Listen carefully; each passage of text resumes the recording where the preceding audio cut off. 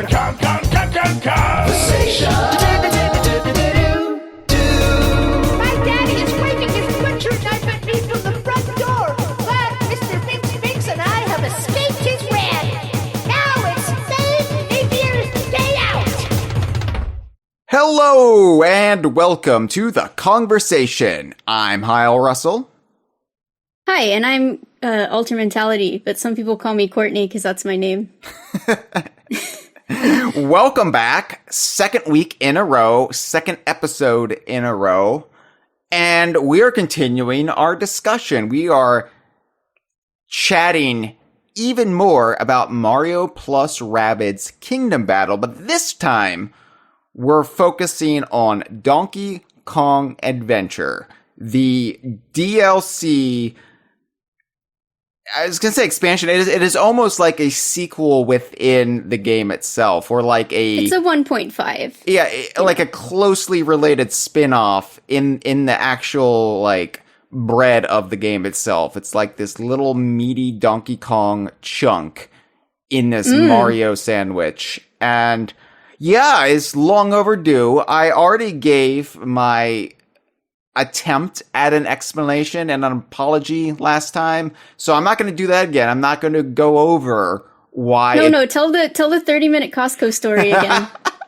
I'm not going to go over why it took the world's biggest Donkey Kong podcast 4 years to discuss what is basically the biggest Donkey Kong game since Tropical Freeze. I'm not going to do that. I did that. So go back and listen to the previous episode to get filled in. And honestly, you should just listen to that beforehand as well, because we really do set the scene for this episode. We laid the groundwork for you to understand Kingdom Battle so that you may better understand the Donkey Kong adventure within. And, last time I drank watermelon flavored cider in honor of Donkey Kong 64 composer Grant Kirkhope coming back to Donkey Kong, and it was terrible. So this week I decided to go something different, to go with something thematically relevant to Donkey Kong Adventure. So I bought something called Land Shark Lager, because there's a lot of sharks in Donkey Kong Adventure. I think this is a Jimmy Buffett knockoff of Corona, and I didn't realize that until I brought it home and I started sipping it, and I was like, yeah, I hate this. Oh, this is even worse than a watermelon cider. Oh, God. Jimmy Buffett, why? Anyway. Yeah, I'll be grimacing while I swig that down, but while I, oh, God. While I do that. I'm sorry that your drinks for these episodes have been so disappointing. Yeah, I need to be able to afford the better. games weren't. I need to be able to afford better drinks while I do my podcast, and that's where Patreon comes in handy. Support my drinking habits by going to patreon.com/DKVine so I can get better dwanks for my podcasting, and therefore I can be a better podcast host, because I don't know how good this episode is going to be based off of Jimmy Buffett's Land Shark Island style lager. What the fuck is that's their way of saying we're ripping off Corona, but it's not Corona. It's legally distinct from Corona. I hate Corona. I hate Land Shark Lager. The real coronavirus is what's in this bottle. So anyway, DK Vines on Patreon. Help me out. What's going on in the world of Altermentality? Why don't you plug your wares yet again? My rare wares, you might say. Well, I think last time I forgot to just mention my Twitter, which is just probably the best place to go because it is like my hub. It has links to all my other stuff. So just twitter.com/altermentality. And I stream, I make a webcomic, I post random art when I have time to draw. So that's really just the best place you can catch up with me. I streamed DK Adventure to revisit it and refresh myself this past week, and it was a lot of fun.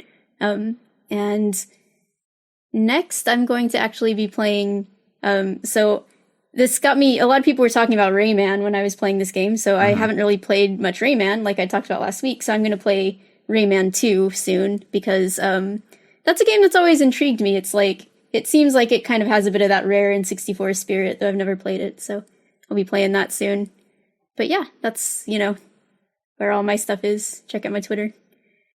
And the only thing I really know of Rayman, besides the Rabbids connection, is I think there was an ad for a Rayman game back in the day that said, "This is Rayman, this is Ray," and it just had like this balding middle-aged man in like his underwear who was Ray. And wasn't there a Rayman ad where he was like at a urinal, or is that something else? Oh, there were a lot of video game ads. Yeah, magazine urinals. ads. They were something else. Yeah, so I don't know, but that's all I can contribute to Rayman discussion. So it's probably for the best that we're not going to be talking about Rayman after this very sentence.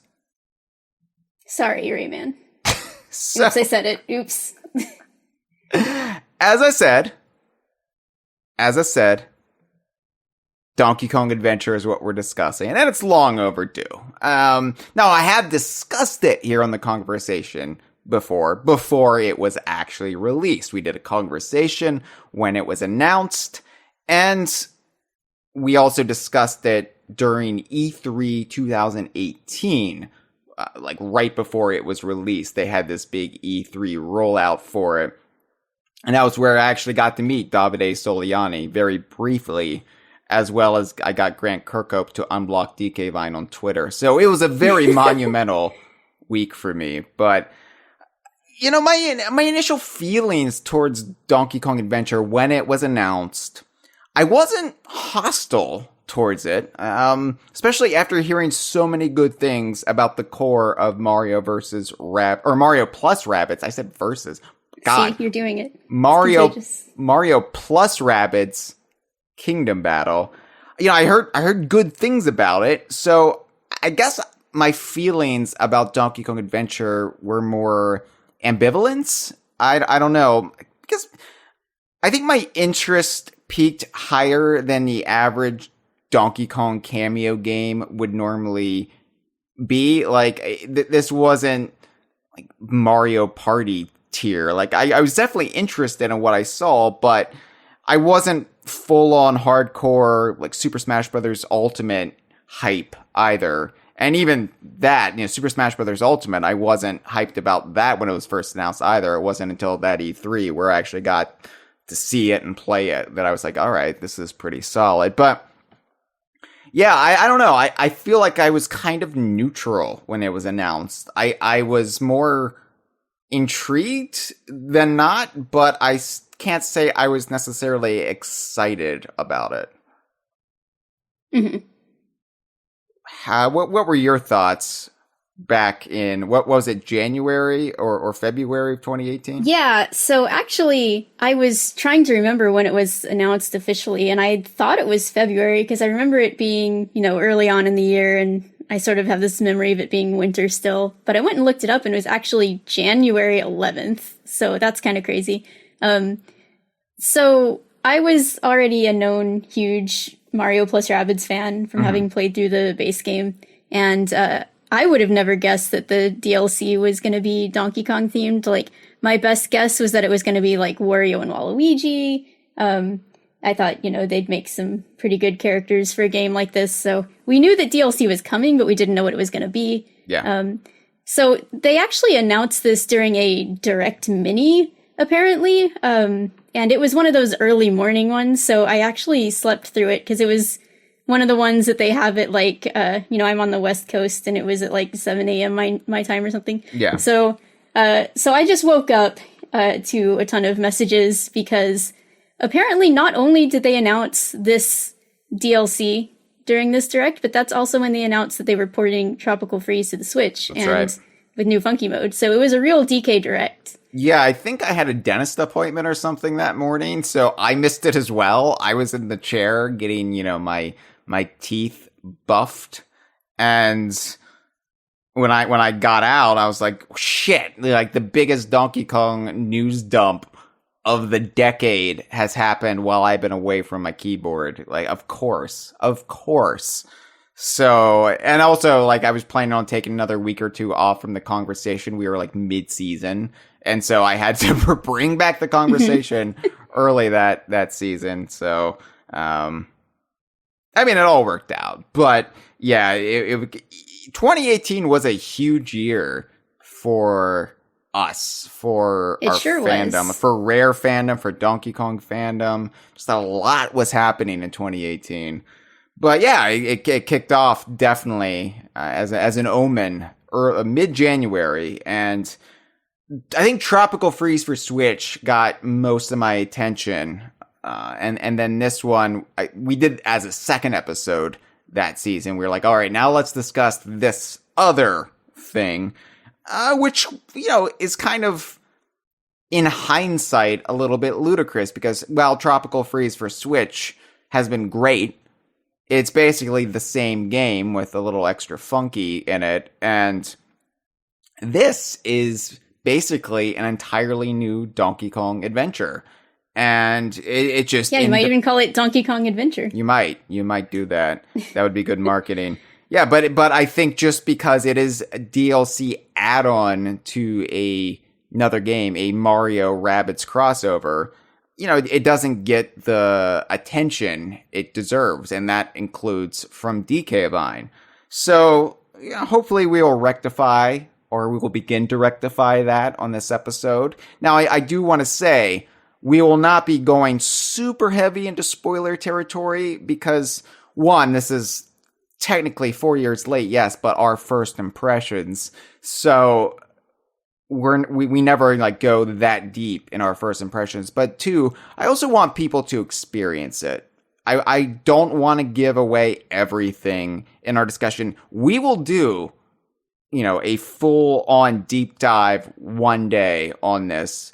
But for now, I really do think there are a lot of Donkey Kong fans out there who haven't played this, who maybe have written it off, and I think if you can get your brain around the tactical style gameplay of Kingdom Battle, then Donkey Kong Adventure will be right up your alley. If you are a Donkey Kong fan and you can get your head into this game, then this is basically the stopgap that you need to get you to the next Donkey Kong game. It's full of goodness, and I don't think it's readily apparent just from the trailers and from what you might have heard. I think getting into it, and it'll just feel right to you. It's one of those things where you kind of have to experience it for yourself.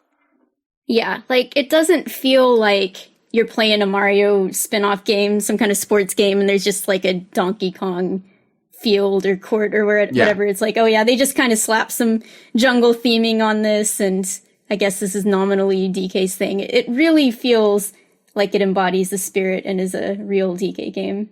And that's a great point, because the E3 2018 presentation for it, right before the DLCs launched, they brought out Grant Kirkhope. He did the little thing. I think the Ubisoft, I've been pronouncing it wrong apparently.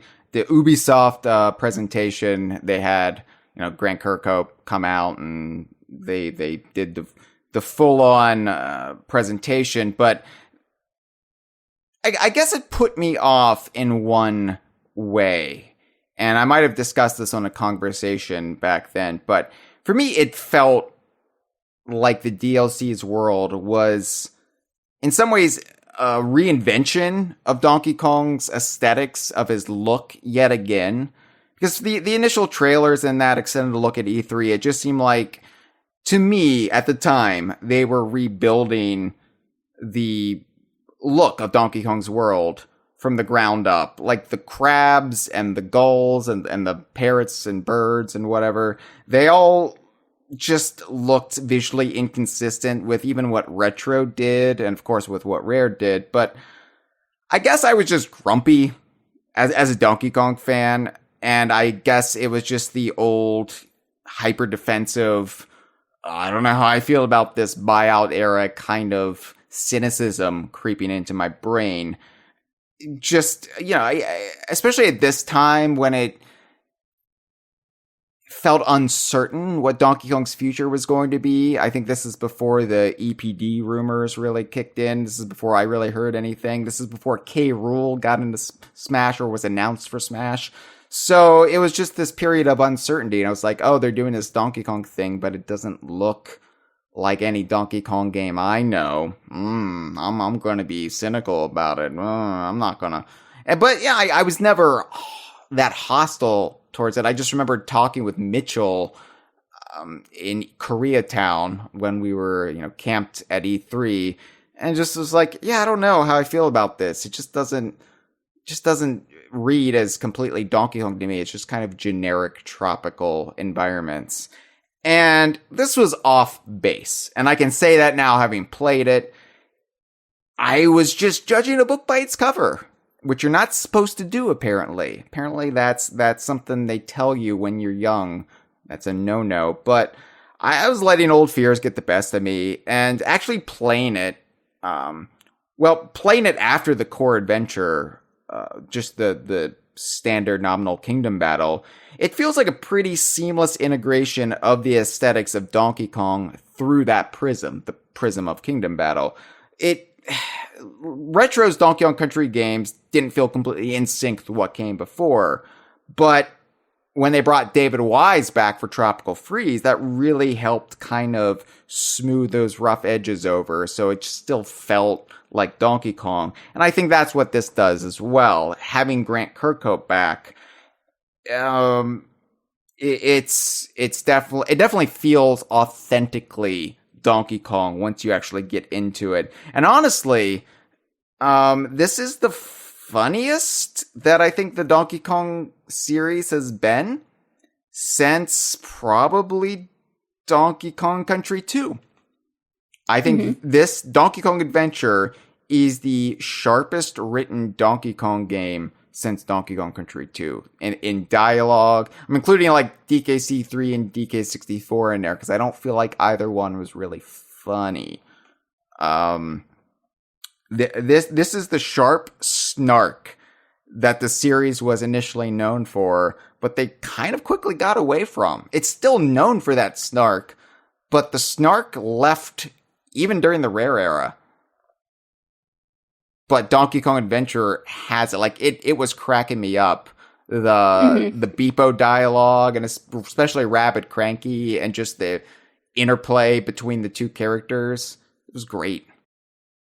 Yeah, and that is, of course, something that it carries over from the main game, but maybe feels a little more at home in this universe. I think it was kind of more surprising, especially for me as somebody who has not played much in the way of Mario RPGs, except for Mario RPG, Super Mario RPG back in the day. But here it just feels like, oh wow, this feels like Lee Loveday is writing it. This feels completely uninhibited. It was great. I was guffawing right. Even, like just laughing out loud on the floor with my ass out. What is it? I Yes, that's it.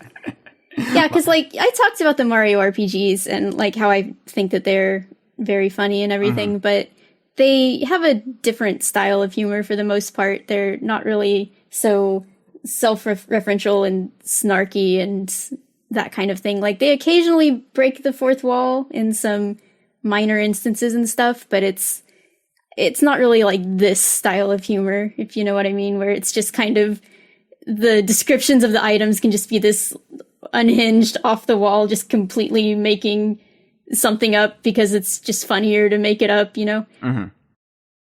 So, yeah, I'd say like the humor of the Mario RPGs tended to be a little more like situational based or just kind of character based with like the way the characters can be wacky and zany and stuff like that. But yeah, so something that I wanted to say before we get into the meat of everything is that, especially just replaying it recently, it really reinforces what I had already felt for years, which is that I think Mario plus Rabbids DK Adventure is basically perfect. It's, I really like the main game, but I think the main game can feel like a little, like maybe the difficulty curve can be a little here and there. It kind of like loads a bunch of stuff like at the end. The end can feel really long. There's some puzzles in the main game that I am not very fond of that gate you. Like there's this one in the second area, the Sherbet Desert, where you have to like push this block back and forth a lot because the block basically acts as a switch, and you just kind of have to like, it's got like a binary state, but you have to like push it around like 5 times just to activate the state on or off. So like some of the puzzles I'm not super fond of, but they really like, I feel like streamlined everything and made this perfect little package, which is Donkey Kong Adventure. And I just think it's great. And so much so that I normally find myself instinctively referring to Donkey Kong Adventure as a game in itself, even though it is technically just DLC to another game, but it really feels like its own thing, where they were able to take some of the ideas from their first attempt at this whole concept and refine them and polish them and make something special. And that makes me really excited for the sequel, because it seems like they're really learning as they go, like they're getting better and taking this wacky idea of a Mario Rabbids tactical game and just continually iterating on it and making it better and better. Yeah, and I think to that point of it feeling like its own game, I think that's something we're going to be coming back to, because we've already said it like 3 times now. So I feel like it's going to be a repeating mantra during this episode where, yeah, this is kind of its own thing within a package for another thing. It's odd. It's odd to kind of get in the mindset of, well, what is this? Is it its own thing? Is it just a like further 4 worlds, but with cosmetic changes? It's a hard one to figure out, but I lean more towards it being its own thing, at least spiritually, because playing this, even after playing the main adventure, it feels different. It feels like a true Donkey Kong game. It doesn't just feel like, here's the Mario stuff, but we switched out the coins for bananas, etc., etc. It feels authentically Donkey Kong. And I guess I wasn't expecting that. And that's something that wasn't really, or couldn't have been properly communicated pre-release. It's just something you have to experience for yourself. Mm-hmm.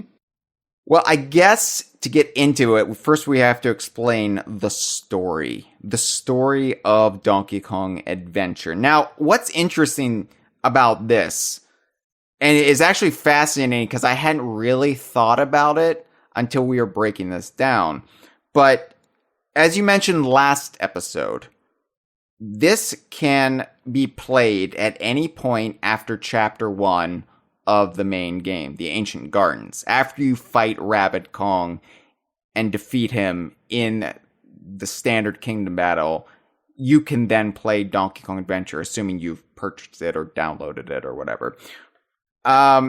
So the story can take place at any time after the events at Ancient Gardens. So that means this could technically take place after the main adventure, or it could take place in the middle of the main adventure. It's this weird little side story. And they seem to arrange it so, like, the characters that are necessary to advance the story are kind of evergreen at any point in the game. I hadn't really thought about it, but like the instigating thing is like Bowser Jr. and Spawny are watching Rabbid Kong, and I was like, well, but would Bowser Jr. still be with Spawny? I was like, oh, I guess he could be. I guess he could be after the game, or even... Yeah, they could just be friends now, Yeah, just yeah. hanging out. So it kind of fascinates me how you can interpret this several different ways depending on where you are in the game. And it it's odd to have sort of this nebulous influx canon that's a sort of choose your own adventure, but it's all canon, just your own preference. That's fun. But yeah, like this whole opening narrative is is it wordless? Is it all just like acted out without any narration? So basically, correct me if I'm wrong, but I was actually just thinking about this earlier, but in the whole DLC, is Beepo the only person who talks? Because, like, in the main game, you run into Toad and Toadette, and the Phantom says there's a few NPCs that talk, but it's mostly Beepo. But in the DLC, because, like, DK doesn't talk, Rabbid Cranky just says nonsense, gibberish. You know, Rabbid Kong doesn't talk. I don't think anyone talks. It's mostly a completely wordless game in general, which is kind of cool. Yeah, Beepo is the only... I think Beepo is the only one in Donkey Kong Adventure who talks. Pretty sure. But you would know more than I would, because you've played it more than I have. Yeah, and so I just played it recently, and it wasn't something I was consciously trying to pick up on, but now that I look back on it, it's not like it was a problem, because I didn't even notice it until I was writing this out and talking about how it was wordless. Yeah. And I was like, wait a second, most of the game is wordless, and that didn't even really occur to me. But that's pretty cool. So yeah, this entire story and like all of the cutscenes in the game, they are pretty much just visually communicated. And the animation in this game is so good that their expressions and everything, you can tell what's going on, even though no one's just like straight up explaining it to you. So do you want to kind of go over the story, or do you want me to do it? Or? I feel like you have to, because honestly, the part with the Rabbids with the Newsies caps baffle me. Okay. I don't understand.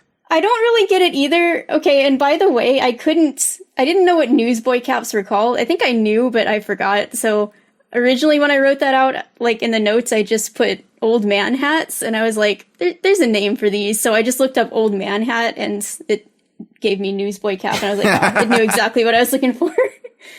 So anyway, all right. So let me set the scene.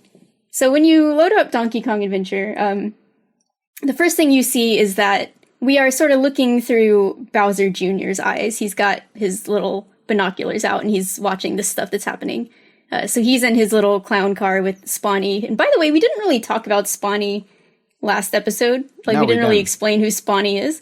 So Spawny is a Rabbid. He's the Rabbid who put on the Supermerge headset in the Genius Girl's room, and he actually managed to fuse himself with it. So he is the headset now, basically. He's just sort of the personification of it. And this isn't something that's undone. He's like stuck like that forever.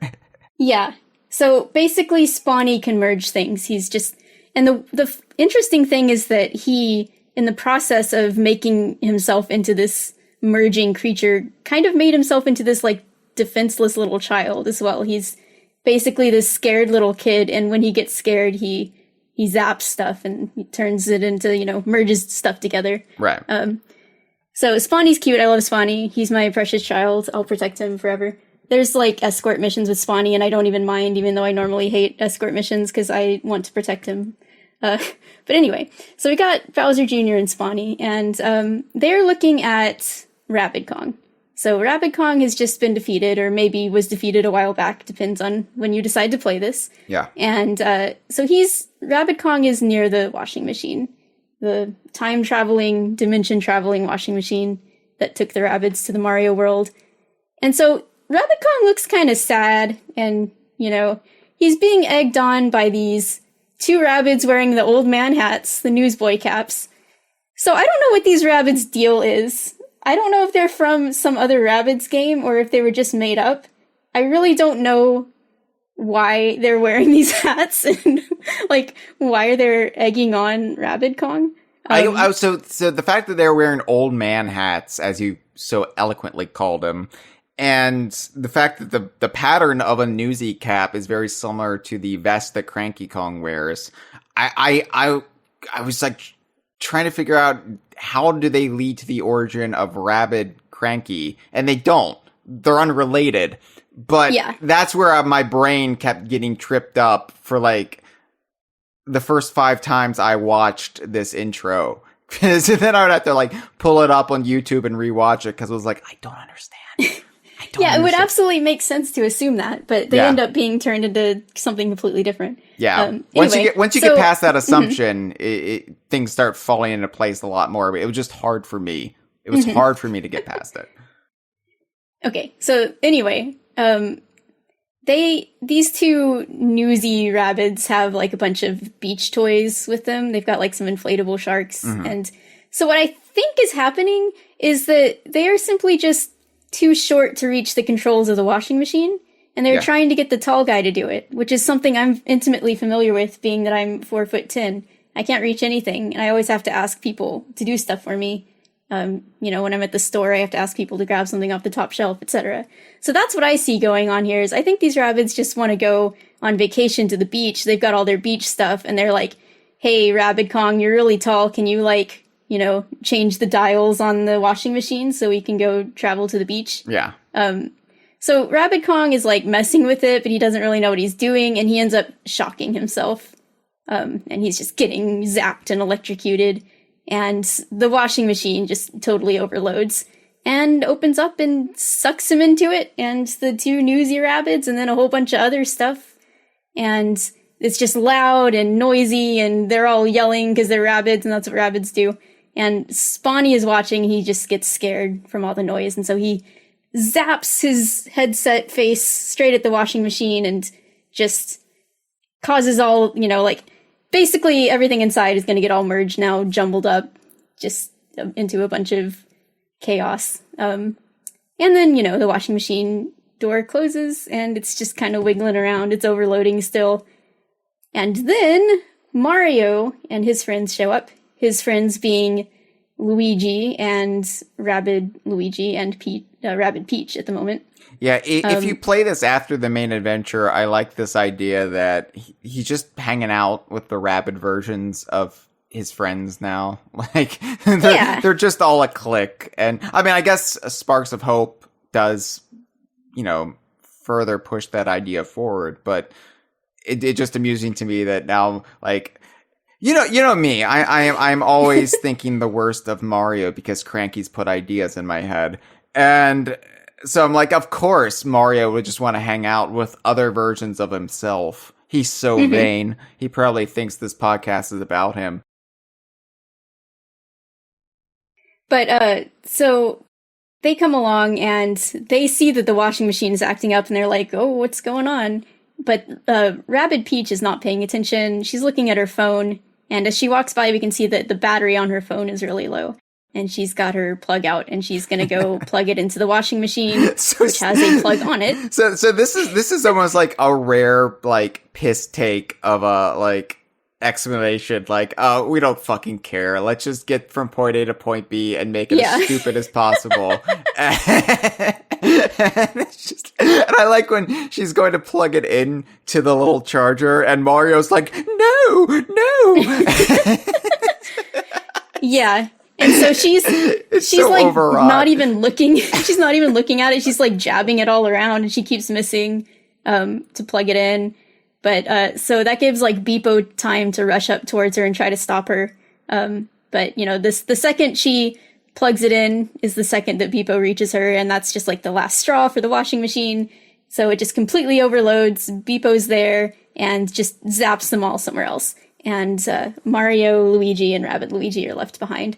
And at first, Rabbid Luigi just thinks this is all funny, so he's clapping. And then the other two look at him, and he's like, "Oh, I guess this isn't funny." Actually. I guess this is a bad thing, right?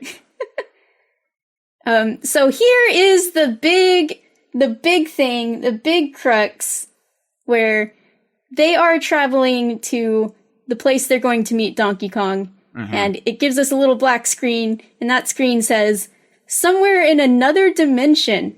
Yeah. So there you have it. This is controversial for some people, and this is the greatest thing ever for other people. And I guess where you fall on this divide, it might show your age when you were brought up in your understanding of how Nintendo's cosmology works, the the universe, the multiverse of Nintendo.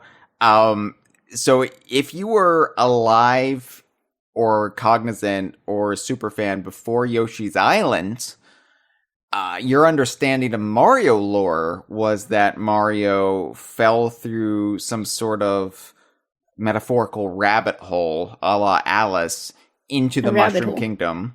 Brooklyn native, the Mario brothers, and they, this was what was portrayed in a lot of the Western non-game media, like the Super Mario Brothers Super Show, the beloved Super Mario Brothers movie.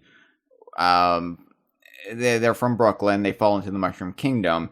And so the understanding was, well, okay, that happened. The events happened in Mario Brothers into Super Mario Brothers, them going into the Mushroom Kingdom. So before that, Donkey Kong and Donkey Kong Jr., that took place beforehand. That took place same world as Brooklyn. That took place on Earth, the other dimension. Donkey Kong Island is not in the same dimension as the Mushroom Kingdom. The Mushroom Kingdom is some alternate timeline or some pocket dimension or some other realm entirely. Don't know how you want to break it down, but and Yoshi's Island came along and said, no, Mario and Luigi were born in the universe, the Mushroom Kingdom, the Mushroom World, and I still argue you can make both things work. Yes, they were born in the Mushroom World, and then the rivalry with Wario, they were childhood rivals, remember, got so heated that his Mushroom Kingdom parents hid him and Luigi away in another dimension in Brooklyn, where an Italian-American family adopted him. Gave him the name Mario and Luigi, because maybe they were named something else entirely. I know they had the M and L caps, but maybe it stood for something else, or maybe that was their names. I don't know. But anyway, that's where they got the accents from. That's where they got the Italian heritage from.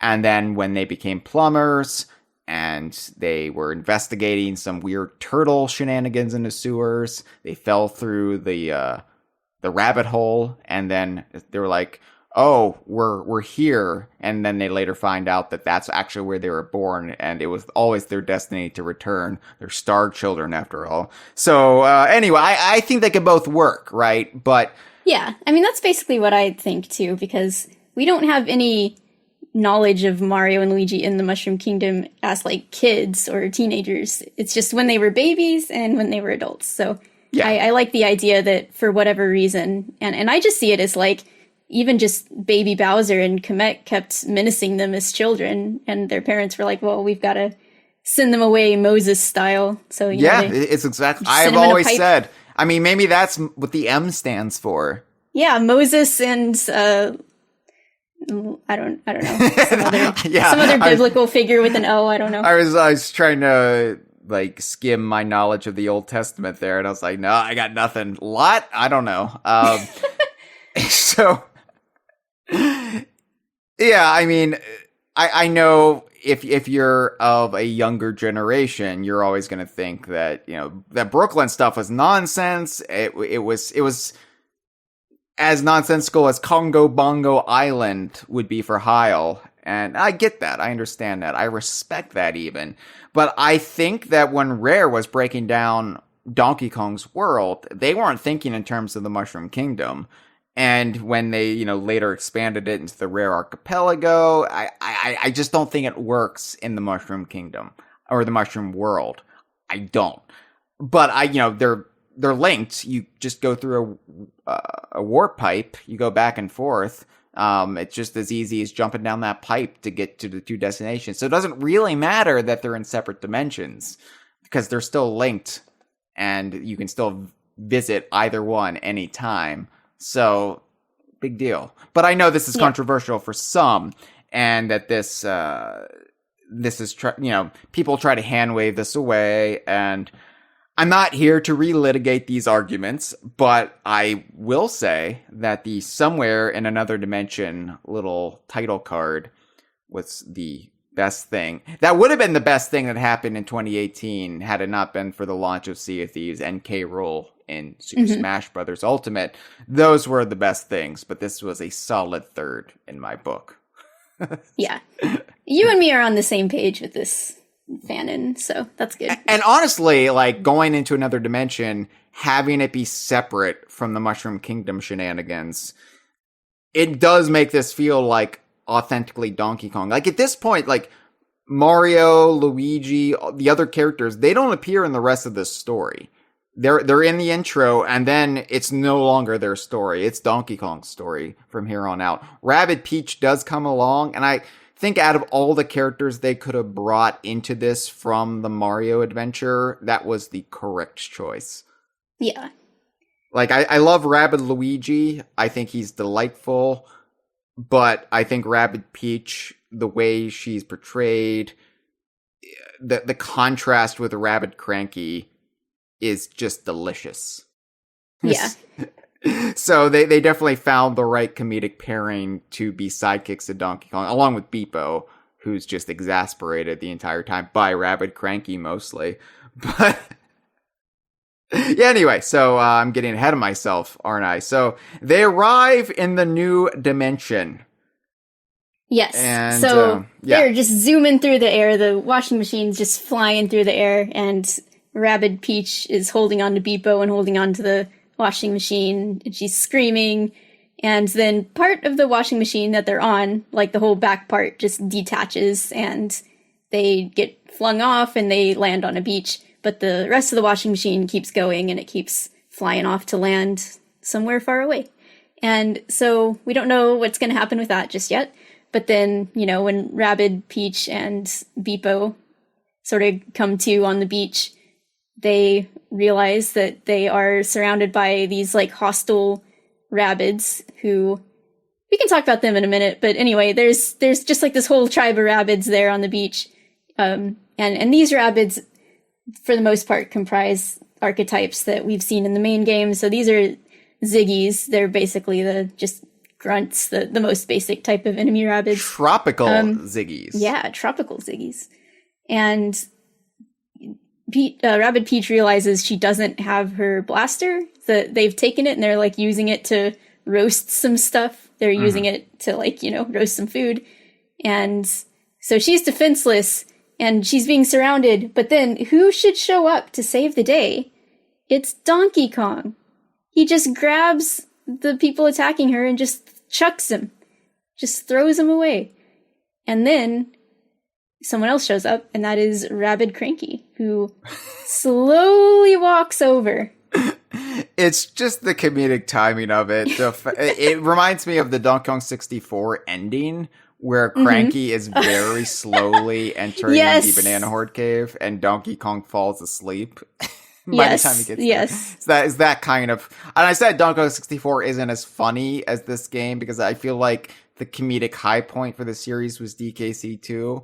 But there were funny bits in DK64. It was just a lot more slapsticky and broad than before. Yeah, I think at least Beepo does fall asleep waiting for Rabbid Cranky to walk over. He gets angry. I know he has this very exasperated look. I can't remember. I think he gets angry and then falls asleep. I can't remember, though. I watched this earlier today to write this description, but I can't quite remember. So my question is, though, there were already, like, a bunch of other Rabbids here on this island. Yes. And, like, they didn't all get sucked into the washing machine. There's, like, hundreds of them. So, did they just get here separately somehow? What do you think? So, Beepo, when Beepo talks to Donkey Kong and Rabbid Cranky and is, like, introducing himself, he makes this little comment that doesn't make a lot of sense on the surface, but I think if you examine it closely, you can kind of piece together what he means, where he says, "I recognize you two from the basement. You must have landed here instead." And so I think Genius Girl had some Donkey Kong merchandise. So when he says, "I recognize you two," he recognizes Donkey Kong from any Donkey Kong merchandise she had, which maybe led to the creation of Rabbid Kong. when Spawny was spawning all over the place. But Rabbid Cranky was spawned from some sort of Cranky Kong merch, which we will get into precisely what Donkey Kong or Cranky Kong merch I think led to the creation of Rabbid Cranky. But he landed on in the Rare Archipelago. Maybe Donkey Kong Island. We'll discuss that as well. He landed like he went to the dimension I guess he was supposed to be, or where anything coded to Cranky Kong's genetic makeup would land, and that would be Donkey Kong Island. I'm not sure why Rabbid Kong landed in the Mushroom Kingdom, except maybe Donkey Kong's frequent appearances there in cameo games kind of skewed the makeup of the universe. I don't know. But yeah, Cranky, who has never been in a cameo game, Rabbid Cranky did land on what might be Donkey Kong Island. And I assume the Tropical Zingies and everyone else, they've been there for a while now. Maybe whatever stuff Genius Girl had around, like some of that wound up in the Rare Archipelago. And so the Ziggies have been here for a while. And maybe Donkey Kong's been trying to like clean them up during the duration of the time we've been spending in the Mushroom Kingdom. So maybe that's why he's already on the scene here. He's like in full-on Donkey Kong mode, like got another hostile group of invaders on my island. Get the fuck out. Wait, who are you? Yeah, and Jeff says, so what I'm going to say is convoluted and most people might not get it, but I think of the washing machine trip similar to the spaceship through a wormhole that happens in Tim Burton's remake of Planet of the Apes. And so there's a time travel element, and when Peach and Beepo land, actually a lot of time and a lot of rabbit activity has already happened before they got there. Yeah, I could see that. And then the Lincoln Memorial is actually Cranky Kong. Right, I Jeff? haven't seen that, but I think I get what you mean. That was the twist ending in Tim Burton's Planet of the Apes, which pissed people off.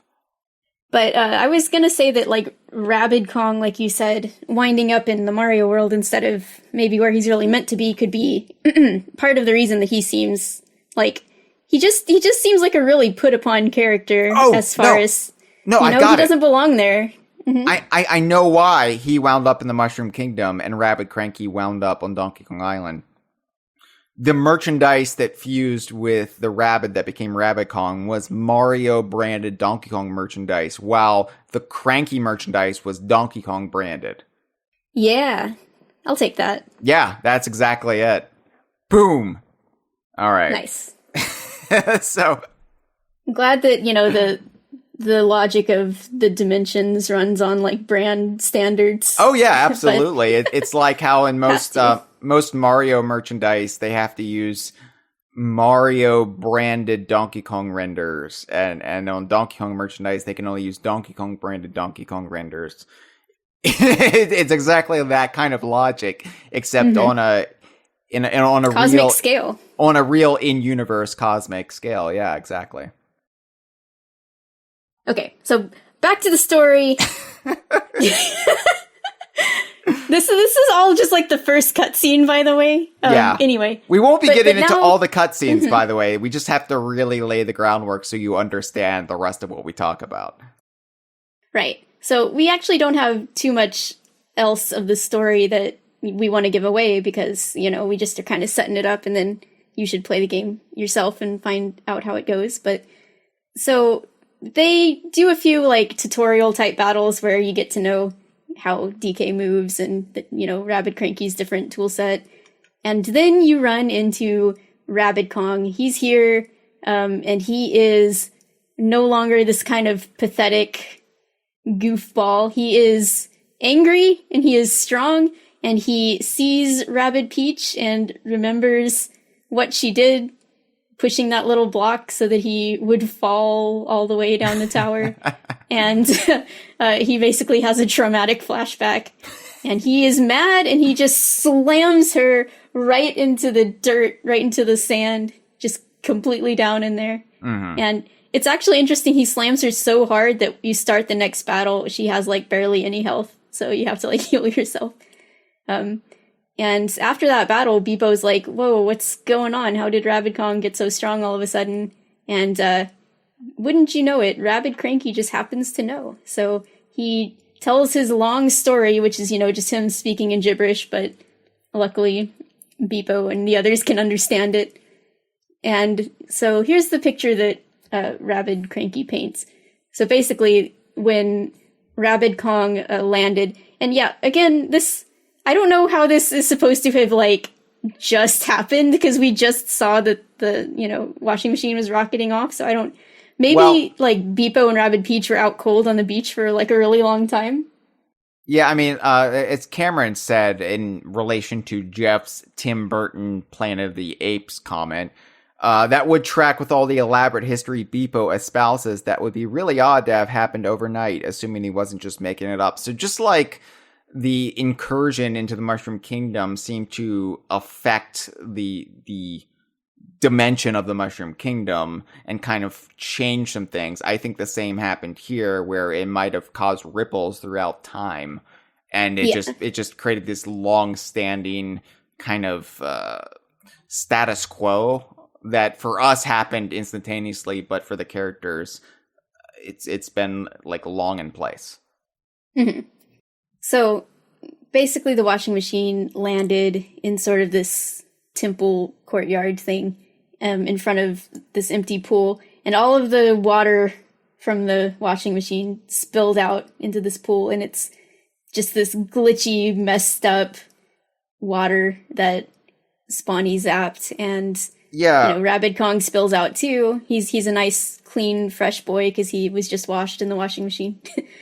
And so he comes out, and there's all of these other little, it's the tropical Ziggies again. There's all of these other little rabbits there already running around, and he's sort of pissed at the whole situation, and one of the Ziggies throws a banana at him, and it falls into the water, and when he picks it up out of the water, it is this glitchy banana, and he realizes that when he eats it, it makes him stronger. And so these are the so-called bad bananas, which are sort of evil bananas, you might say. You might call them bad bananas.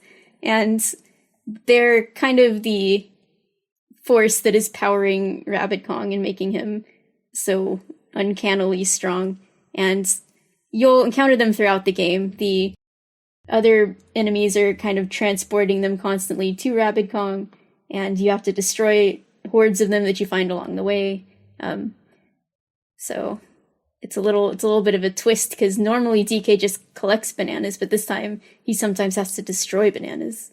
Yeah, the water that infected everything from the washing machine, it's kind of a way to bring in the Megabug stuff into the Donkey Kong adventure, independent of how far you've gotten in the main adventure.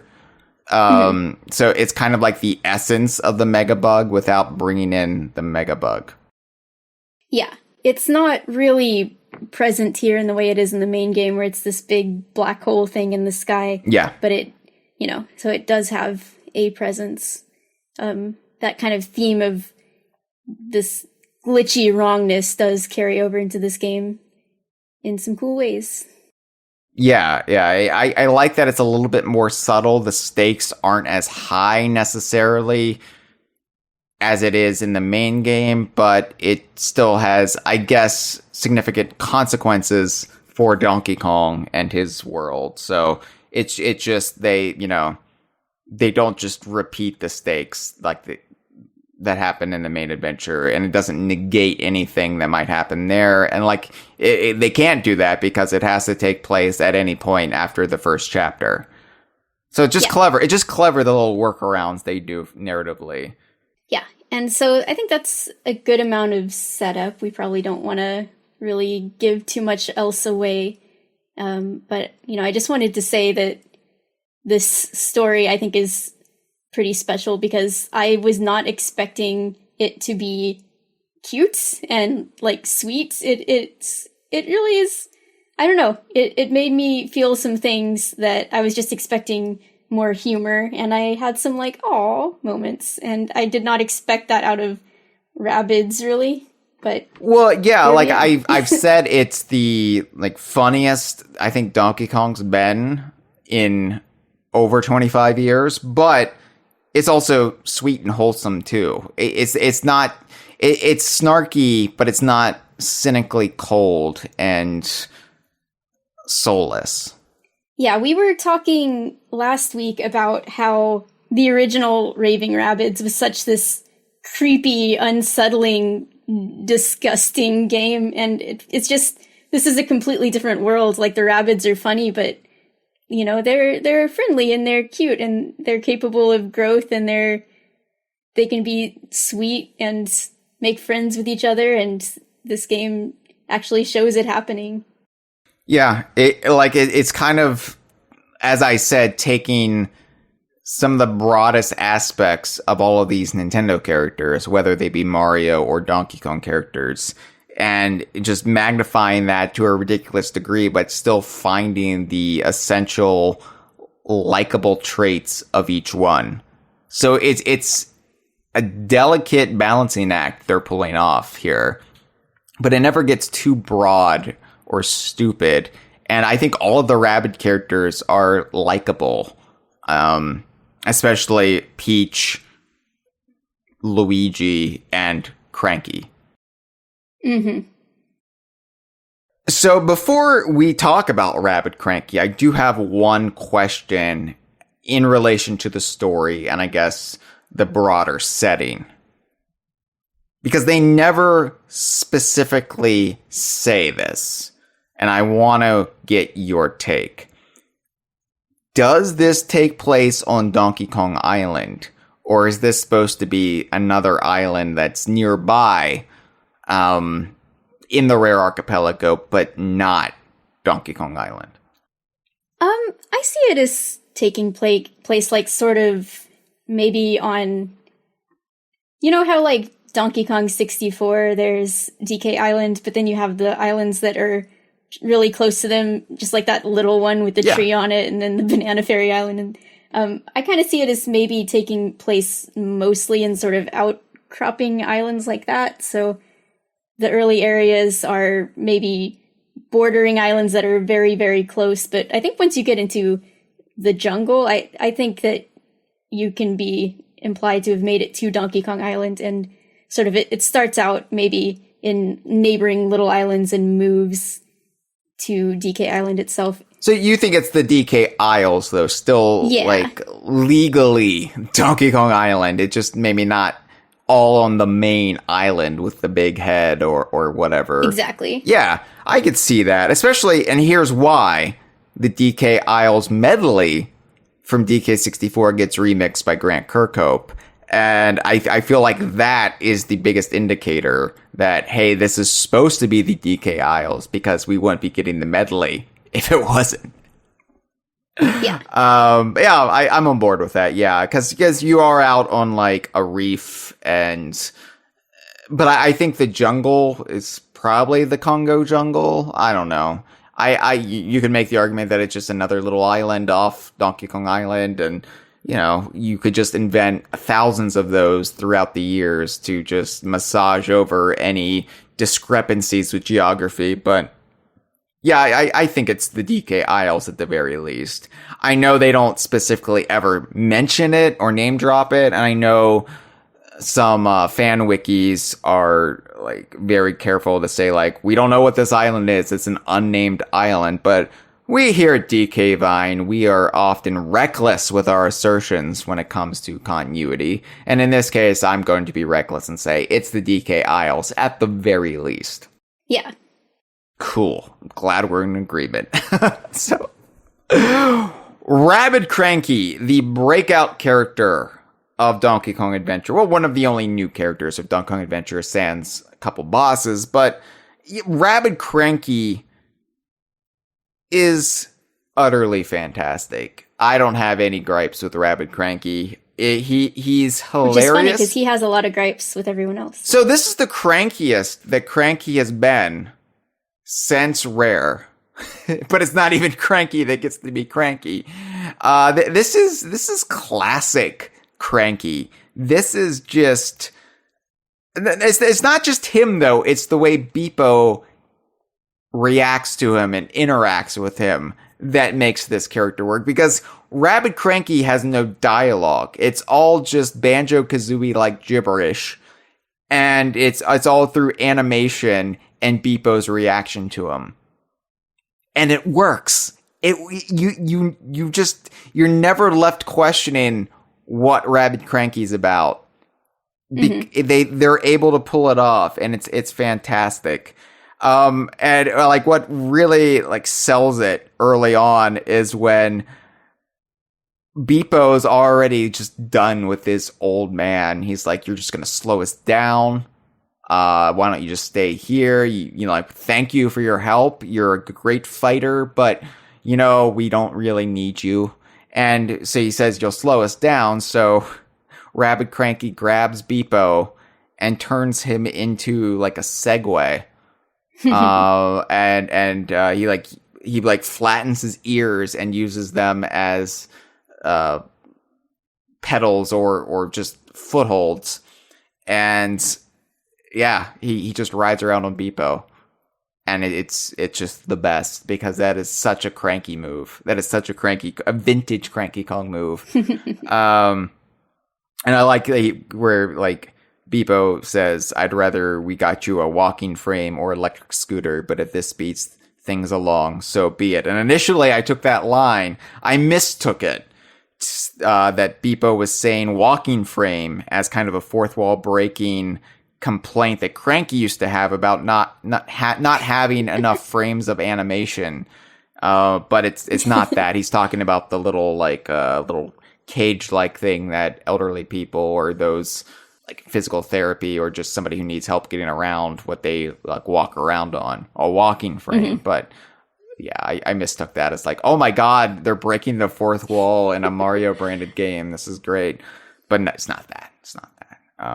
But yeah, Rabbid Cranky is perfection, like I said, like entirely mute except for some grumbles. But the animation and just the personality shines through.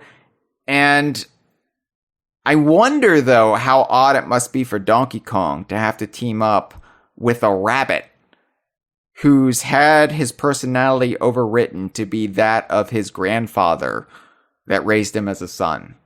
I don't think we ever really get into Donkey Kong's head and what he's thinking here. Like, you're just like Cranky, but you're a rabbit. This is weird. Yeah. I imagine that, like, it must be confusing, but at the same time, it's probably nice that he's like used to it, because he's used to how Cranky is, but he doesn't actually have to have the pressures that Cranky puts on him, because it's not really his dad/grandpa, so he doesn't really have to worry about it, and he can just kind of like treat Rabbid Cranky with amusement. I really want one day for Rabbid Cranky to meet Cranky. Yes.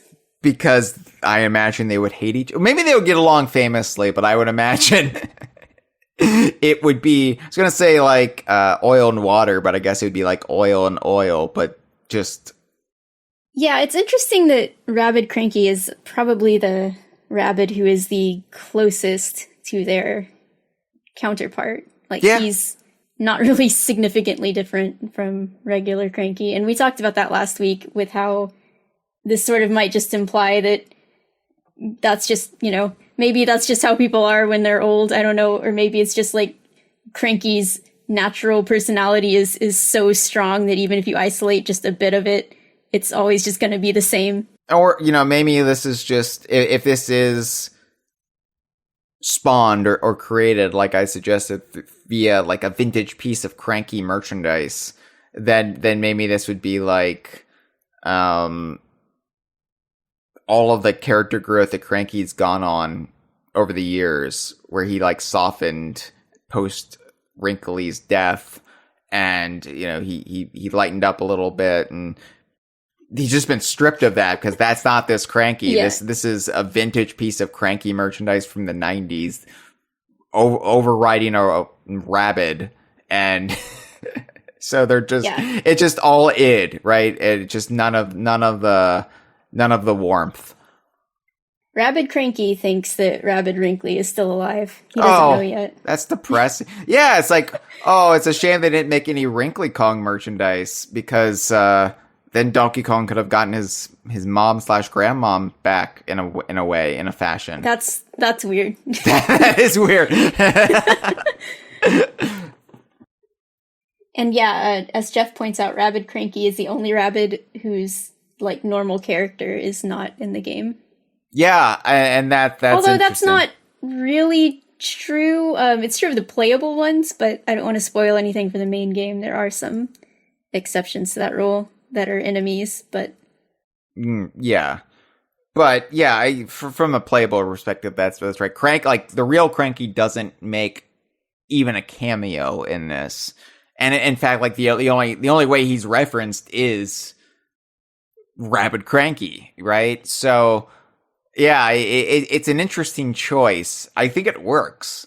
And I like that of all the Donkey Kong characters. Like, they could have gone with Rabbid Diddy or Rabbid Funky, but they went with Rabbid Cranky. And I think that speaks volumes because we know how much Miyamoto himself loves Cranky Kong, which is funny to me. It's always been funny to me when Retro revealed how much Miyamoto loves Cranky because that's his original Donkey Kong.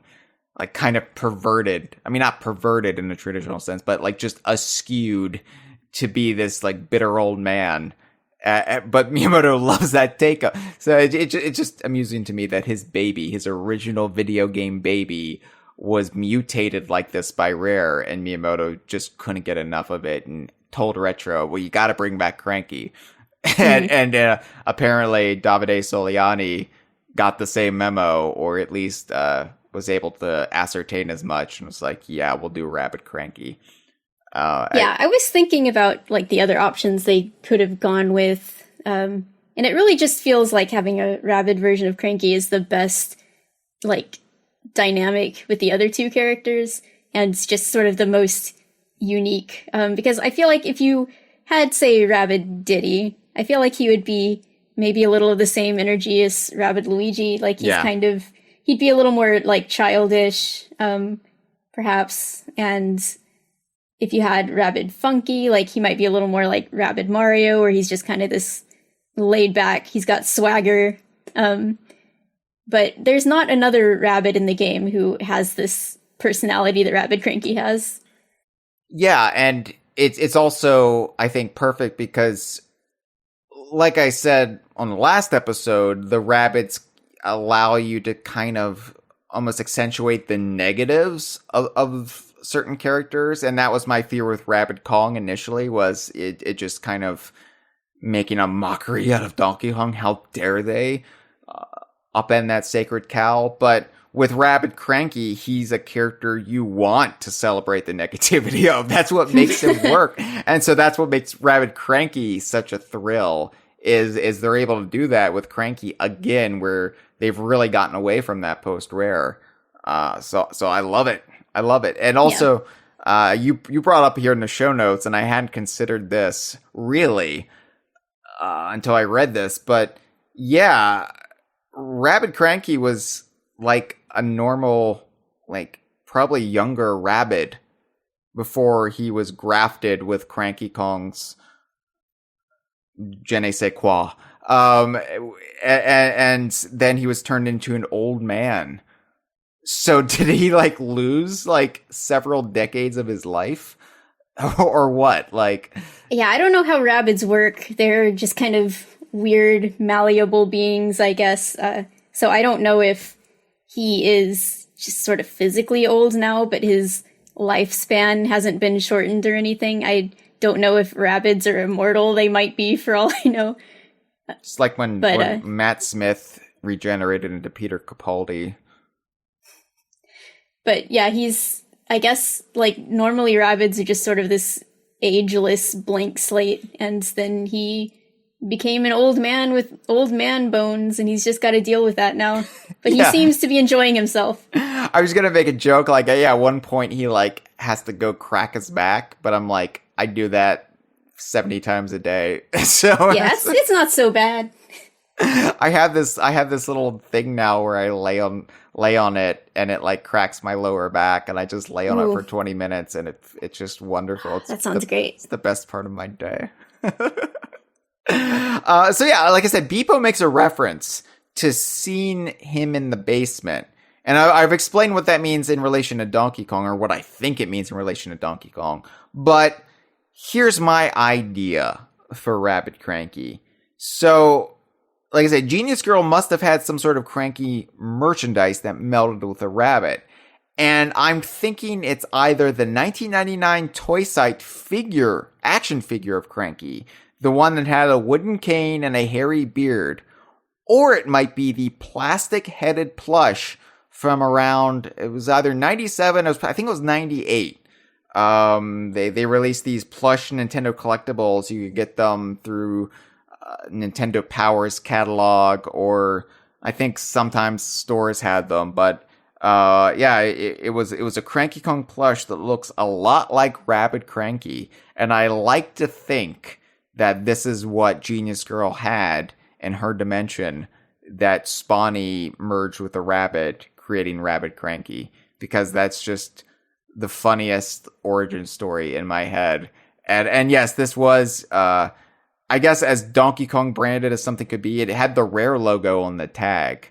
It was Nintendo Collectibles, Cranky Kong, and then the Rareware logo was at the very bottom. So yeah, that's why he would be sent to the DK Isles. Man, I'm jealous of Genius Girl. She's got the coolest merch. I want a Cranky Kong merch. I don't have any of that. I have the Toy Site action figure, and I have the little Jack specific, like small, like what, 3-inch, 4-inch, I don't know how many inches it is, Cranky Kong figure that they released around Tropical Freeze. They've released the Dixie and Diddy and Donkey, and then they stopped, and then the whole line just became Mario. But anyway, yeah. I've got the Dixie from that set. It's a great She's Dixie, right here, but I wish we would have a full-scale Dixie action figure. Yeah, there's not enough Dixie merch. That's why there's not a Rabbid Dixie. Yeah, I know.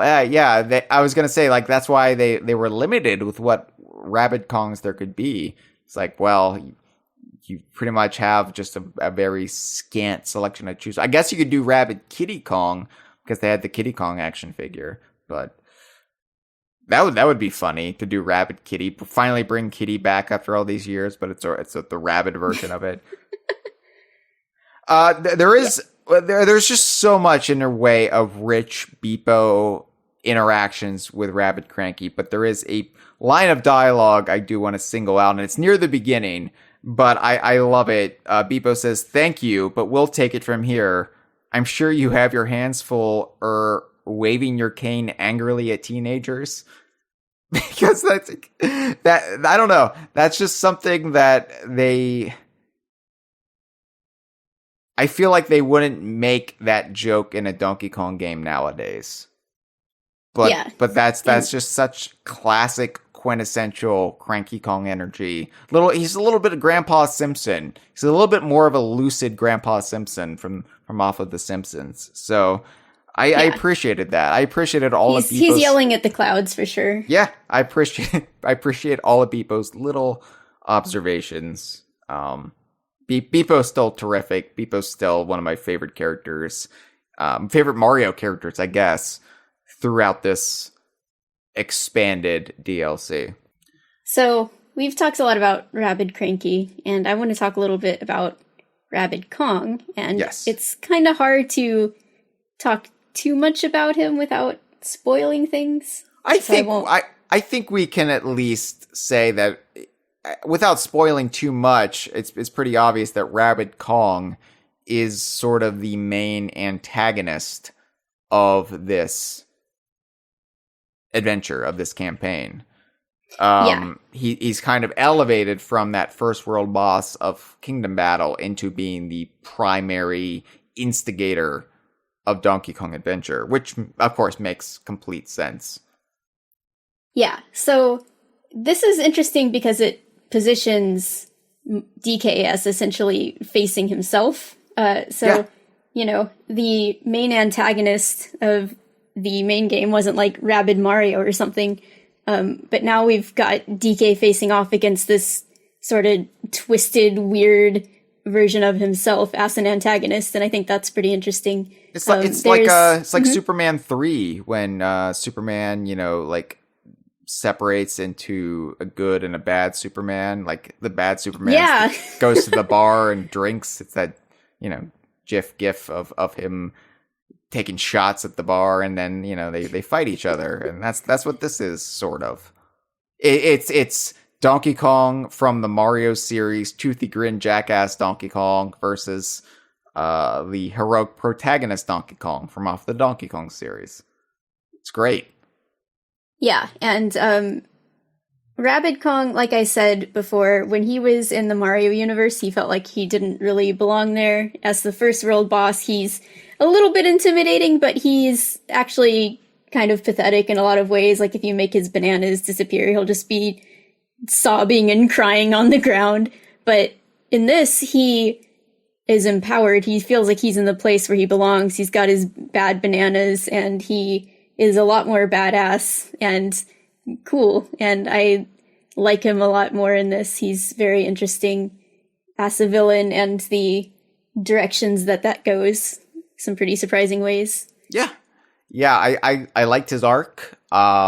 He's definitely more than just a one-dimensional villain, and I think just building off of his appearance fighting Mario and friends, and then going into this, he's got a meaty story, and it's a story you can track from beginning to end, and hopefully not the end, because I hope the character has a future. So I don't know if he'll be in Sparks of Hope.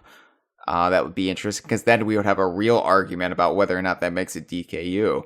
I think that would be some uncharted territory. What that means for the Waluigi role when we have something as convoluted as this.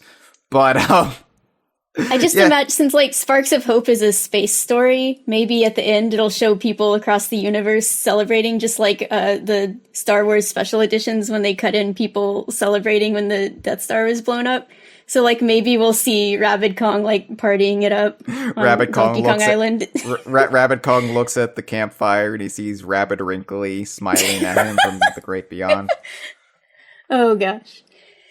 But yeah, so we talked about the Rabbids representing some kind of negative, or at least more, like, primal or primitive aspect of their main characters' personalities. So, here we get to see Rabbid Kong sort of representing DK's strength and his leadership, but in a negative way, because he comes in and he establishes himself over all of these weaker little rabbits that are running around and starts bossing them around. So, it's like, what if instead of a, chill, benevolent leader of the Kongs, we had, this big, strong figure, and he was more of a despot? Yeah, it's like the underlying thing of Jungle Beat was that Jungle Beat was Donkey Kong going into what we call the faraway lands, and like he's like beating up these antagonist Kongs who've like taken over, but it's just like I'm taking this land by force. And it's like what if Donkey Kong actually had ill intention? What if he wasn't just this chill dude who lived in a treehouse and liked eating bananas and hanging out at the beach all day? What if he was what if he actually had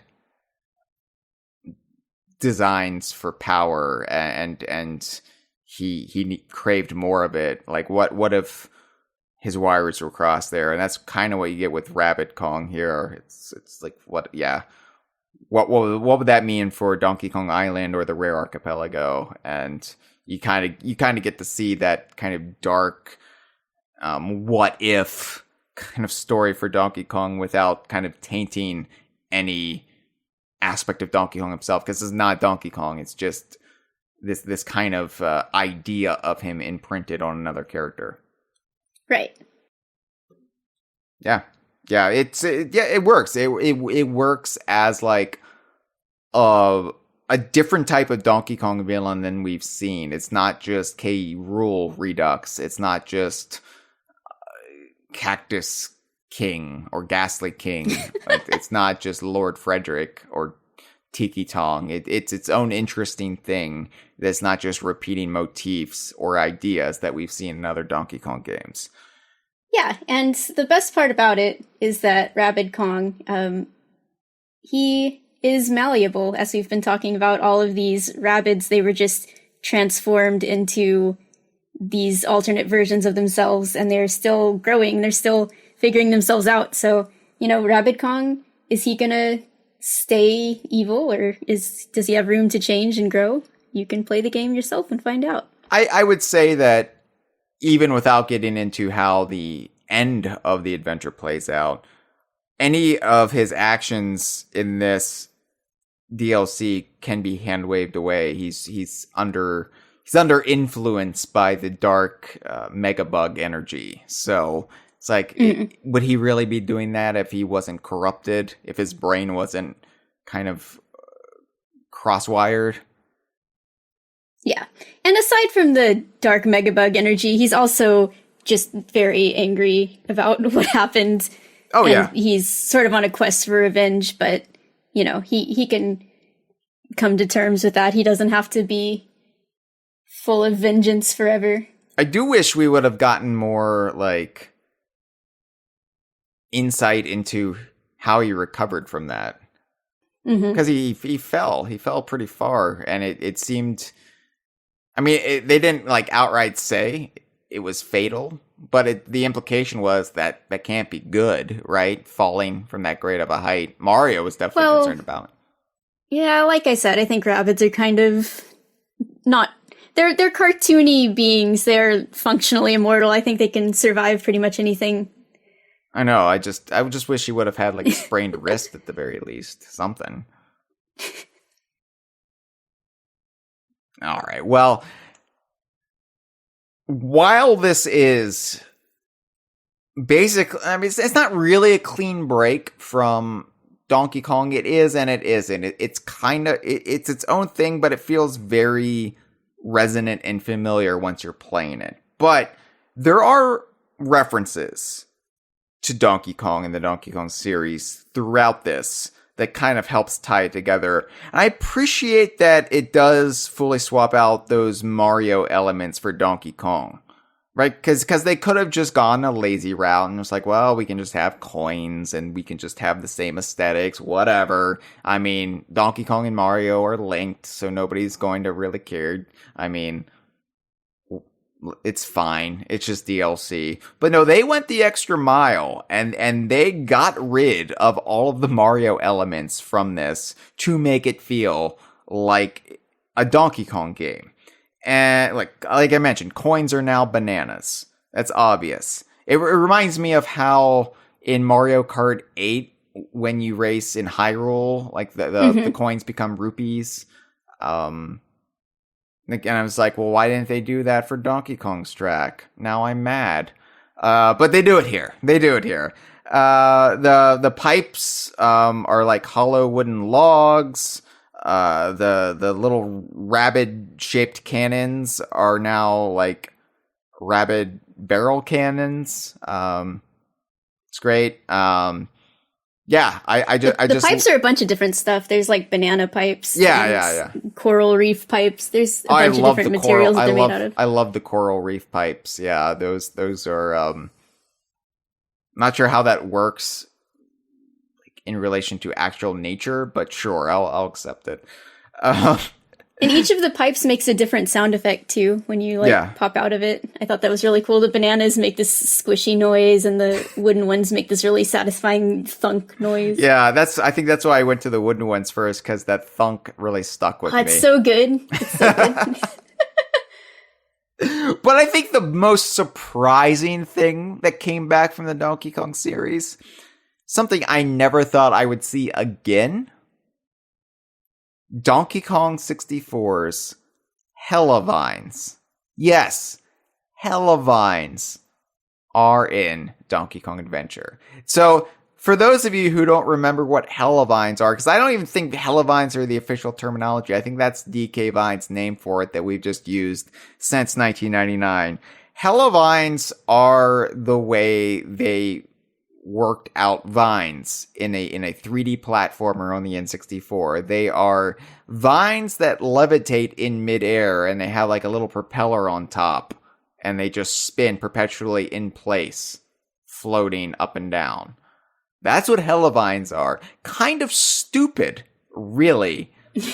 And kind of something that they would never really have to bring back in any Donkey Kong game, especially of the modern vintage, where I'm sure there are better, more realistic ways to interpret that. But they brought back Hellavines, Courtney, and that was such a giddy moment for me. I probably saw it. I jumped up out of my chair. I did a little run around the room, fist pumping in the air like Rocky Balboa. It's a good day. They're like dandelions here, but it is otherwise the same thing. And I believe it was said at some point that was like the direct inspiration. Mm-hmm. There was, I remember seeing a bunch of dev interviews and things like that when there was that E3 showcase, and they did specifically mention being inspired heavily by DK64. So I can't remember if they said outright that those vines were supposed to be based on the ones in DK64, but although they do look visually a little different, they are functionally the exact same thing, so I imagine that they were. It's always great for Donkey Kong 64 to be referenced, because it does in some ways feel like the black sheep of the series. I don't know, maybe Jungle Beat is more of the black sheep these days, but I feel like DK64 is only vaguely or broadly referenced at times, and obviously like the country games are what you go back to, but yeah, this game out of all of them feels like a true spiritual successor to Donkey Kong 64, and of course a large part of that is Grand Kirkhope, but just those little touches like that. Like the Hellavines, it's much appreciated. Yeah. So, speaking of DK64...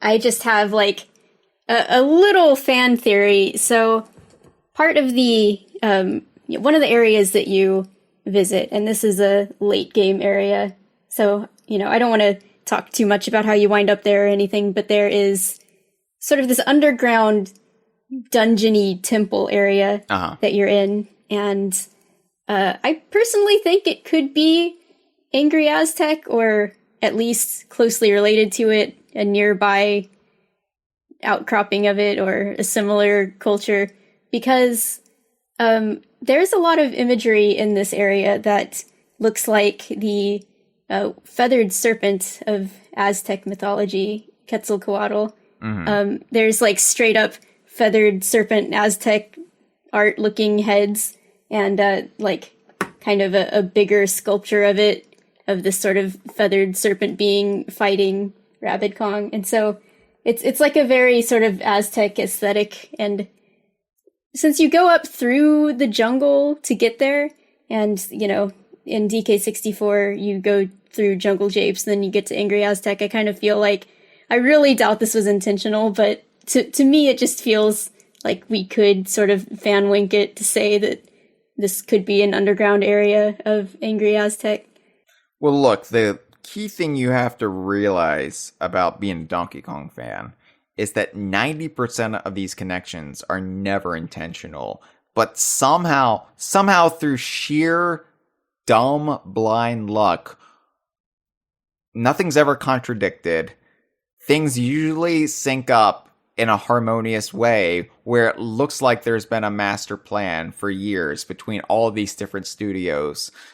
And so, yeah, I could see that. Absolutely. I could see it being like the underground, like, passages that lead into Angry Aztec.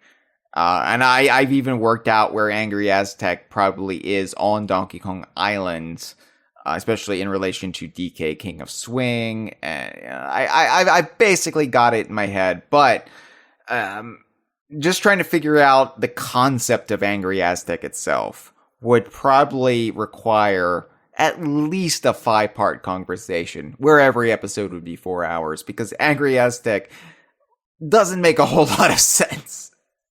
So, Yeah. like, I think it's the most incongruous part of Donkey Kong lore. It's the biggest black eye Donkey Kong 64 inflicted on the geography and just general lore of Donkey Kong Island. I have no idea what the team was thinking. I don't even think they knew what they were thinking, because they had an Aztec-themed world in the desert. Yeah, I feel like I've always felt like they just didn't really do their research on that one, or that they just made this sort of generic ancient culture level, and then they tried to think of the first, like, alliterative name they could come up with, so they just started with the A's, and they were like, Aztecs? Angry Aztec? Let's go. They were like an ancient culture. I feel like they really wanted to do an Egyptian world, but Banjo-Kazooie got to it first with Gobi's Valley, and Super Mario 64 already, went over that same ground, so they were like, well, shit. Well, but they were so married to the desert that they only superficially changed things.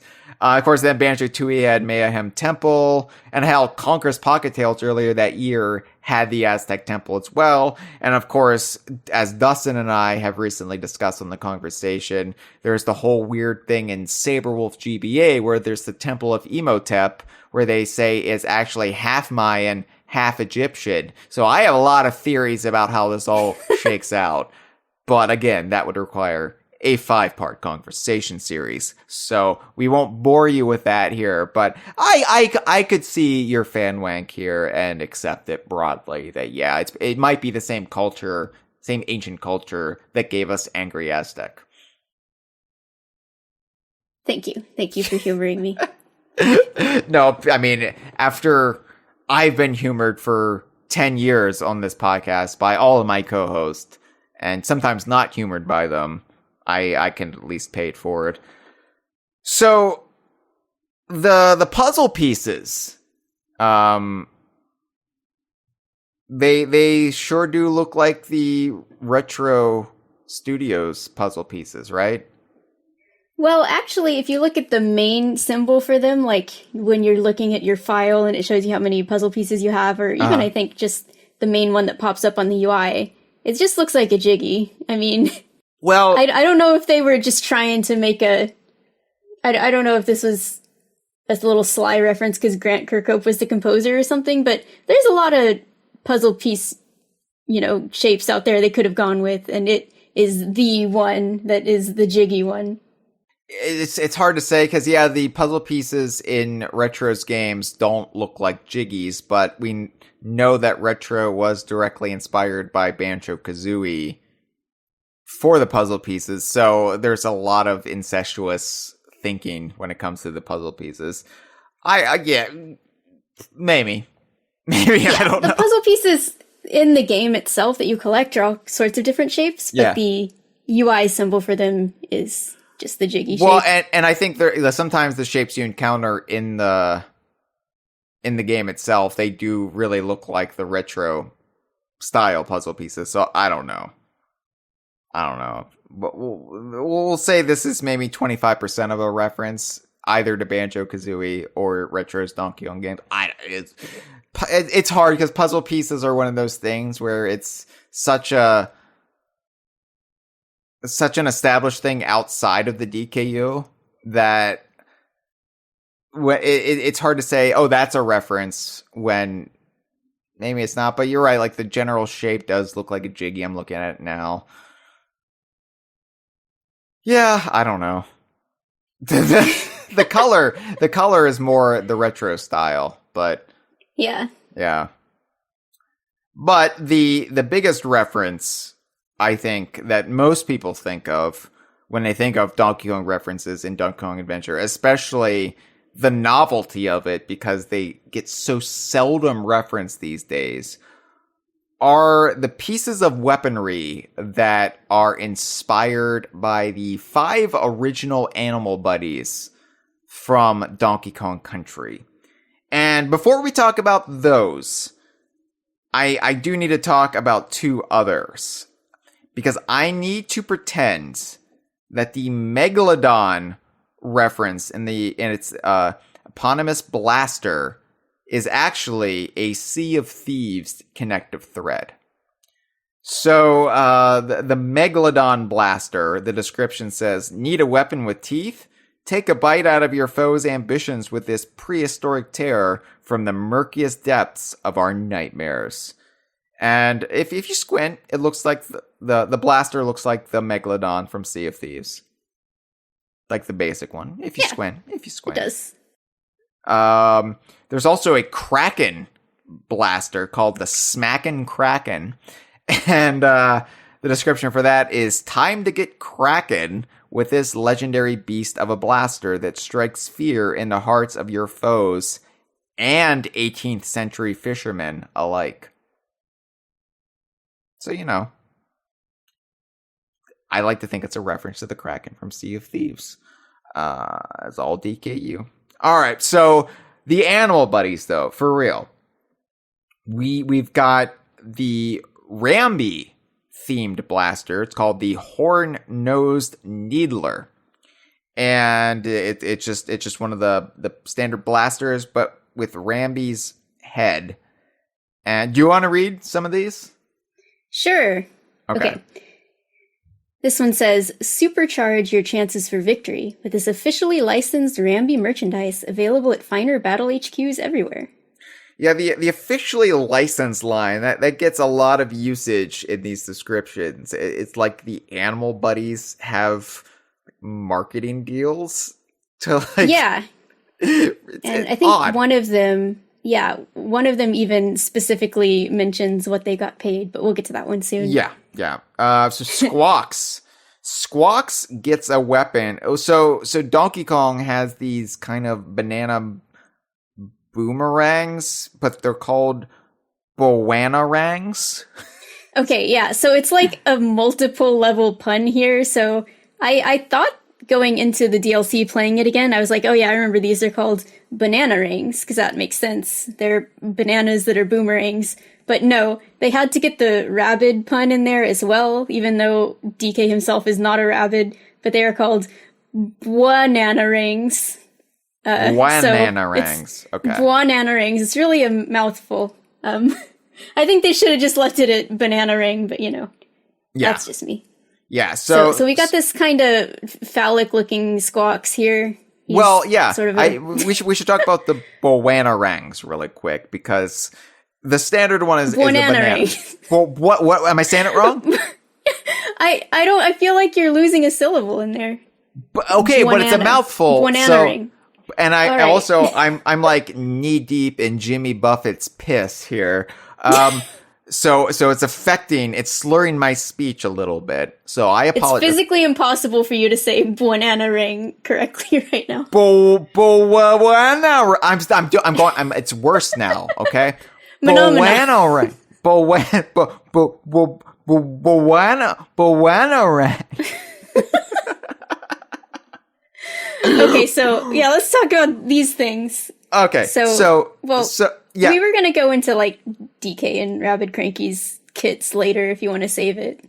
I feel like I need to describe this right now. Okay. So the standard one is a banana, but they come in all sorts of shapes, and you really get away from the banana theme over time.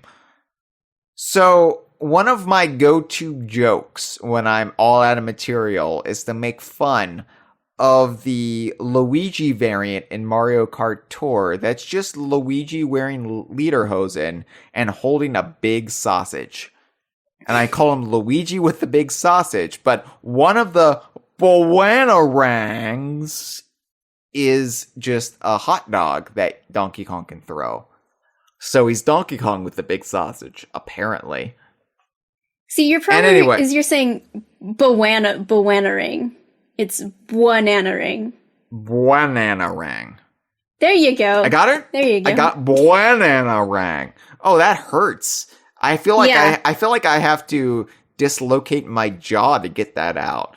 I feel like that's what it feels like to get hit by a Bananarang every time you say it. I feel like I'm a boa constrictor about to eat couple mice to try to get that one out.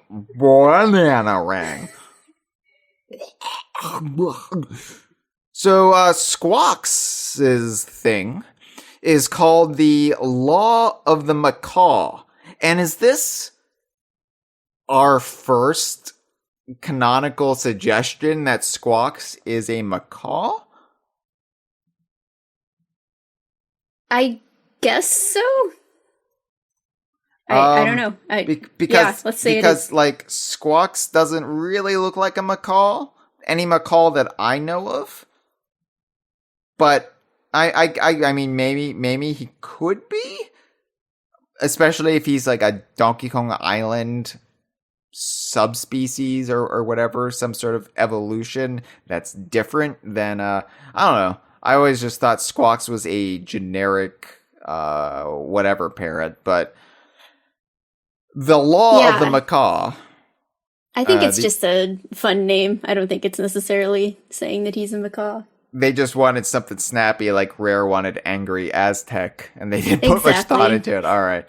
The description is, your enemies are about to learn a serious lesson courtesy of the School of Hard Squawks. And this officially licensed signature Bananarang. There you go. So, it's a very phallic looking Squawks. If this was officially licensed Donkey Kong merchandise in real life, I know what it would be used for. All right. Yeah. I mean, look, we're all adults here. We can talk about this. I mean, the tip of it does look pretty scuffed. I think it might have already seen some action. Oh, I don't even want to think about what that means or what characters might be implicated in that. So, why don't you read Espresso? You get the boombow. Yeah, so the boombow is Rabbid Cranky's main weapon. It's his cane, but it sort of pops out to being like a crossbow shotgun thing. Yeah. And the cool thing about this is Rabbid Cranky always has his cane out, like when you're just going around, so it's whatever weapon you have. Like, it's going to display on the overworld. Yeah. So the Espresso Atomizer is sort of this cane thing that looks like Espresso, except he's only got one leg. And it says, never hide your head in the sand again. With this officially licensed Espresso the Ostrich merch. Has double kneecaps for authenticity. How crazy is it that we've got Espresso referenced? And I'm going to call it a Donkey Kong game. I know we could parse, what it actually is, but how crazy is it that we've got Espresso referenced in a Donkey Kong game from 2018? It makes me happy. Also, my dog is barking upstairs. I'm sorry if you can hear him. But no, that's Espresso fine. Is like my favorite animal buddy, probably. I just really like ostriches. So, I had to use this. So there's a thing consistently with me and the weapons in this game where different weapons have different effects, and some of them are pretty much just better than others based on that. Because some of the effects I think are just kind of categorically worse than others. But I always just gotta pick the ones that have the aesthetics that I like, so whether or not that's the best weapon to choose for the situation, I just will... I'm not saying no to any of these Animal Buddy ones, Yeah, you better believe that I used all these Animal Buddy ones. Like, these are what I always had out. And your dog just wants me to know how to pronounce Bananarang, and they're expressing that. So we've got the In-Guard weapon, which is a sentry. The little motorized drones that Rabbid Peach can send out, and blows things up. This is the Trophy Fish Terror, and Trophy Fish implies that In-Guard has been mounted, right? But the description puts our fears at ease right from the start. It says, relax, In-Guard is safe and sound, and a half ton of picked, or is it pickled? I think it's pickled. Pickled, right? I thought it was pickled. pickled, I transposed wrong. And a half ton of pickled mackerel richer, thanks to the licensing deal that brought us this deployable. So not only do we have yet another reference to, I think all of them so far have been, they've had that line of licensed or officially licensed in there. But this is, it said that they've used Ingard's likeness, and they paid Ingard with a ton of fish to eat. Yeah, that's cute. I like that the animal buddies are getting paid, you know? Like, maybe they're not always showing up in games these days, but they're still, you know, getting royalties off of their likeness just from being heroes. I like to think that it's the Kongs negotiating for them because they're just animals, but it's like the Kongs are making the Kongs are their agents. Yeah, the Kongs are like, yeah, you can use my animal friend in Guard's likeness, but here's what I'm going to require. Make sure they get what they need. But yeah, this is like, I think aside from like, I guess this predates Smash Ultimate. I was going to say like aside from like Spirits, but this is the first time that like Ingard's really trotted out in any like open acknowledgement. I can't remember the trophies in Super Smash 4, but I think it was Barrel Blast that had Ingard and Rambi, and I mean, I know Rambi's been around in the retro games, but yeah, like I think Ingard, the last time he really appeared was Barrel Blast, so just great that they're referenced. This is my favorite weapon in the whole game because it's just so, it's just cute. Just on Guard's dopey smile, just his big eyes. I just love it. And I really like using the Sentry in general. So. It should be pointed out, too, that these are basically the rare designs for all the animal buddies. I mean, even Rambi's Horn-Nosed Needler looks more like the rare render of Rambi than the retro version of Rambi. Yeah. And then we've got one more, which is the Barrel Bolt, which is Rabbid Cranky's other weapon. He puts a little barrel into his bow and fires in it sort of like a grenade. So this Winky Barrel Bolt is called the Croaker Disposer. And it says, whether it's monkey minds or monkey shines, Winky is always bouncing with enthusiasm, as is this officially licensed barrel bolt. I love that they actually reference monkey minds. It's capitalized and everything. Yeah. Yeah, that's great. Yeah. So it's a very rounded, like, thick-looking Winky. Like a real chubby Winky. He's really cute. I love it. Yeah, it's just interesting to me that they pick the 5 animal buddies from the original Donkey Kong Country. Even Squawks got in there, because he's usually the forgotten one out of the initial 5. But I guess not these days. You know, more people know Squawks these days than they do Espresso and Winky, but you know what I mean. Yeah. Yeah, I mean, and this is just, like, obviously the lack of animal buddies has been, since the Kremlings came back, or at least since K. Rool came back in Ultimate, that has been the biggest complaint Donkey Kong fans have had, who like to complain about things, is, oh man, the animal buddies really fell off, didn't they? I mean, even at the end of Rare's tenure, Donkey Kong 64 barely utilized them. And then, you know, Retro barely did anything with them. So just to have this open acknowledgement of it, even if it isn't an actual appearance by them, it's still wonderful. It's still heartwarming. Well, before we finish acknowledging some of the references in this, we have to talk about the Grant Kirkhope soundtrack yet again. Because I admit that when I first played this, and then I heard the DK Isles medley for the first time, I teared up just a bit. Because I think that song in particular is Grant Kirkhope's greatest contribution to the Donkey Kong series. And it's always the damn rap that gets all of the attention and the memes and all of the focus. And I don't really have anything against the DK rap. But that was more George Andreas's brainchild than it was Grant's. And it gets all the attention when people focus on music from Donkey Kong 64. And the DK Isles medley is just the top shelf Donkey Kong music. I mean, it's up there with David Wise's best. So to hear it back once again, and About Time too, and to hear it embraced and this new lush version of it, it's just the best thing. It's the best thing.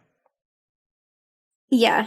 I know that a lot of people I know were just really surprised to hear it back and so happy about it. I'm certainly among them. It's definitely one of my favorite Grant Kirkhope compositions ever. It's just such a lovely, adaptable song. I wish it got more use in modern DK games, because I think it could really stand as just another timeless theme for the Donkey Kong series. You know, they don't have to use DK Island Swing for everything. But, you know, it's at least I'm glad that it got to come back here, and it's just such a lovely rendition. Like, I think I did cry too the first time I heard it.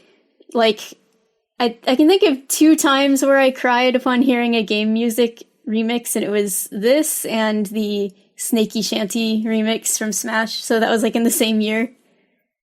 I think what really hit me hard is I've always loved the piece and what it conveys, but in Donkey Kong 64 itself, it's always juxtaposed against this really barren overworld with like no vegetation on it. And so to see it in a more lush environment, it feels like the song is finally fulfilling the purpose it always should have had. And I feel like Donkey Kong 64 almost let it down a little bit.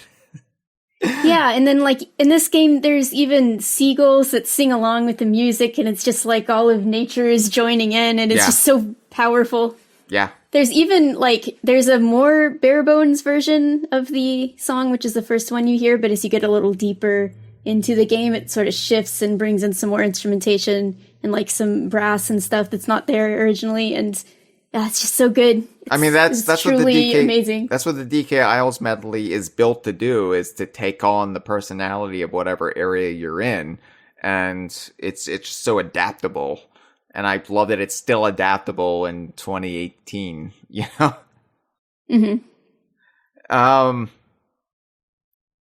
But I mean, it's not the only standout Grant Kirkhope track in this. That's the one that I'm gonna laud and focus on, because it's just finally vindication for one of my favorite songs from one of my favorite pieces from the series, even if it took Grant Kirkhope himself to kind of bring it back to prominence. But he also has a lot of other great compositions in here as well. Yeah, so I mentioned DK Island Swing a minute ago, and obviously a great piece of music, but maybe a bit overdone when it comes to like cameo game remixes. You hear it all the time. It's just the song that gets used, and usually when you hear it, it's just a very straight remix of it. Maybe they sort of change the instrumentation up a little bit, but it's just the melody of the song. It's extremely recognizable. But what Grant does in this DLC is he sort of takes DK Island Swing and he uses a lot of its motifs throughout his whole compositions for this work, but they come up in really unexpected ways. It's like he's chopped it up and spread it and scattered it all around. And so there'll be this original song that sounds really good, and then all of a sudden just this, you know, a few bars of DK Island Swing will just hit you, and it's not necessarily the main part of the melody that everyone recognizes. There's like part of the song that ever since I was a kid, I always called it like the sunset part, but I don't really know if it's just like the part where the music kind of like calms down, and it like, do you know what I'm talking about? It's like the do do do do do do do do do, that part. Yeah, exactly. Like that part comes through in like the Reef battle music for DK Adventure, and it's this really intense song, and that's normally a calm part of the original composition, so it's just such an interesting choice that he decided to use it for this intense battle music, and it's just pretty amazing that it keeps popping up here and there. It's original music, but then this motif of a familiar DK song reminds you that you're playing a DK game. Yeah. I think it's quite masterful what he's done with this soundtrack. Yeah, it's definitely, like I said, it's definitely great to have Grant Kirkhope get the same opportunity that David Wise had with Tropical Freeze, to kind of have a wider range of stuff in there with modern equipment, and to really get to flex his muscles in a way that he never could back on, in this case, the N64. It's great, and it's like, I was gonna say we need to get Robin Beanland in there, but he only did the one song for Donkey Kong, and that was originally for Killer Instinct. So anyway, but yeah, definitely worth it for the Grant Kirkhope soundtrack. I don't think they released this separately as a soundtrack. I know if you got the collector's edition of Kingdom Battle when it came out, you got a soundtrack with Grant Kirkhope's music for the main adventure, but I don't think they've ever released Donkey Kong Adventure as a separate thing, have they? The soundtrack. I don't think so, unfortunately. It's a shame, that, because I would buy it. I mean, I know like CDs are passe or whatever, but I want to have it. I want to have it in my collection. Or yeah, I'm just in love with the music for this. It's just great Donkey Kong music, and I was listening to basically all the tracks in it over and over earlier today to get me excited for this, and it just doesn't get old. They could at least put it on Spotify, because I know I could pull it up on YouTube, but then Nintendo will take it down because you can't put Nintendo music on YouTube, apparently. It might. I think like Ubisoft has official music channels, so it might be there, actually. That's right, it is Ubisoft, so they could, Right, I actually have the Nintendo files, so I have them locally on my computer. I bought the soundtrack to the main game, and I don't think there was a way to, like, buy the soundtrack to the DLC. If there was, I might have done it, but otherwise I just got the files from, I guess, someone else who had the soundtrack, maybe, from the collector's edition. But it was hard enough getting the physical edition for the DLC, so for more on that, listen to the last episode for like the first 30 minutes of it. But yeah, in addition to all of the great Donkey Kong references in there and the Grant Kirkhope music, there's also the most tantalizing thing in the long term, some new Donkey Kong lore to be mined from this game. And, as with anything Donkey Kong, whether or not this will ever be referenced by another studio is probably unlikely, but it's the kind of stuff that DK Vine can embrace and never forget. And there's a lot to unpack here, and again, I don't want to spoil the experience for a lot of people, so I'm not going to be getting into everything, or even most things. I'm just going to say a couple of my favorite little tidbits, my little favorite lore nuggets from Donkey Kong Adventure that really make me want to speculate on what this stuff means and the backstory behind it. Just further adding to the tapestry of the DK Isles and the Rare Archipelago and just the Donkey Kong universe in general. And if you have any you would like to add, feel free to chime in. But first, this is early on in the adventure where, Beepo still has these asides where you can be traveling from battle to battle and you've got these, little linear paths. By the way, the little linear paths in conjunction with the Grant Kirkhope music, it really made me feel like I was playing the version of Donkey Kong 64 that Donkey Kong 64 was originally apparently going to be before it became sort of Banjo-Kazooie Redux. Just the more linear 3D game. I was like, oh wow, this is kind of like what I had in mind for what Rare originally was trying to make DK64 to, separate it from Banjo and Conker and Mario. So anyway, that's cool. But yeah, Beepo can look at the scenery or the background and be like, this is what this is. and you get a little lore drop there. And there's a shipwreck early on. I think it's a brigantine, if counting the number of sails and mast and everything, using my Sea of Thieves knowledge here. But Beepo says, legend has it, the wicked pirate Bananabeard shipwrecked here. They say his ghost makes banana custard by the light of the full moon. And I thought that's what Bumper got arrested for. But no, Bananabeard is a new canonical pirate in Donkey Kong lore, which I find tantalizing. I mean, Bananabeard is kind of a rote name. It's like obvious because there's a yellow beard, right? So this is Bananabeard, but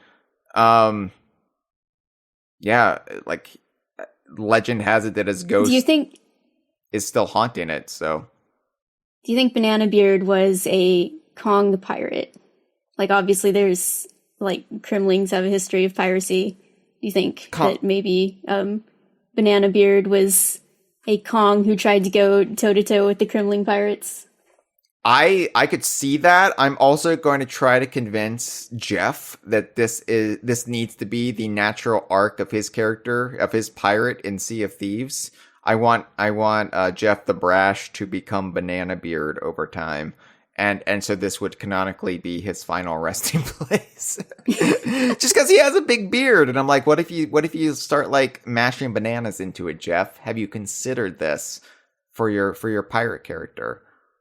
Don't turn up your nose at me. Don't maybe eventually that'll be some kind of accessory that you can do in Sea of Thieves, is just to have an actual banana beard. I actually pitched it to some people who work on Sea of Thieves lore earlier today. I was like, hey, nice. We'll see where that goes. Yeah, it'll go nowhere. Just like my quest to get TT in Sea of Thieves has gone nowhere. But anyway, Bananabeard. Jeff, think about it. So, one of the weapons is called, I think it's a barrel bolt. It's called the Pandemonium. And it's just a panda shaped barrel bolt. But here's the description for it. The panda this was modeled after was named Ling Ling, who served as finance minister on the island until Bamboo Gate forced her out of office. So, Ling Ling was the name of the panda at the National Zoo here in the U.S. It was a gift from China, I think during the Nixon administration, and passed away in 1992. But Ling Ling is still well known. If you visit the zoo, I think they have a memorial up for Ling Ling. And so apparently there was a Ling Ling on the DK Isles that worked as finance minister for some time out of City Hall or Big Ape City. I don't know. But there was something called Bamboo Gate, which I love that they still have the gate. The like Watergate is where the whole gate thing stems from. Every time you attach gate to a political scandal, it's just because there was a hotel called Watergate, and that was the like defining political scandal of the 20th century. So now that has extended to the DK Isles, and they have their own gates, which is ludicrous to me. But there was a Bamboo Gate. There was a panda named Ling Ling who worked in the DK Isles government, and she was forced out of office. I want to know more about this. Who's going to be the first person to make fan art of Ling Ling, the finance minister? It might have to be me. I just want to see like what her office looks like.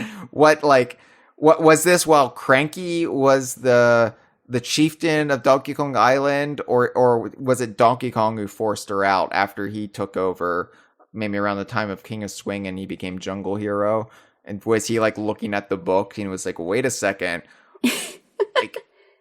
like Maybe it was Tiny, because Tiny canonically likes to do the taxes of the other Kongs, so maybe she was, like, inspecting the books, and she noticed something was up. Donkey Kong took over, and he was like, hey, Tiny, can you look at some of these books? Something doesn't seem right. Like, 5% of the budget is unaccounted for, and it went towards... It's going to Bamboo. Or Bamboo, yeah. Ling Ling was, like, spending, skimming a little off the top and spending it all on Bamboo.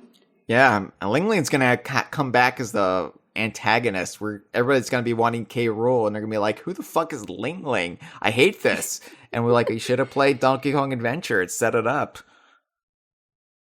So there's also a character referenced a couple of times called the Banana King. And it's referenced at least in 2 weapon descriptions. So I will read those. One of them says, a little island history.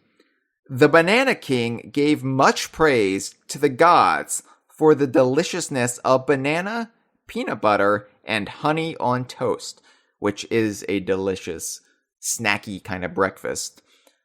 So you're like, who's the Banana King? Well, another item description says this. Island legend says the Banana King received a gold Bananarang from the god... What? Oh, okay. Oh. You always end up reading the ones that have I know. I hate it. I was hoping to avoid this for the rest of the episode.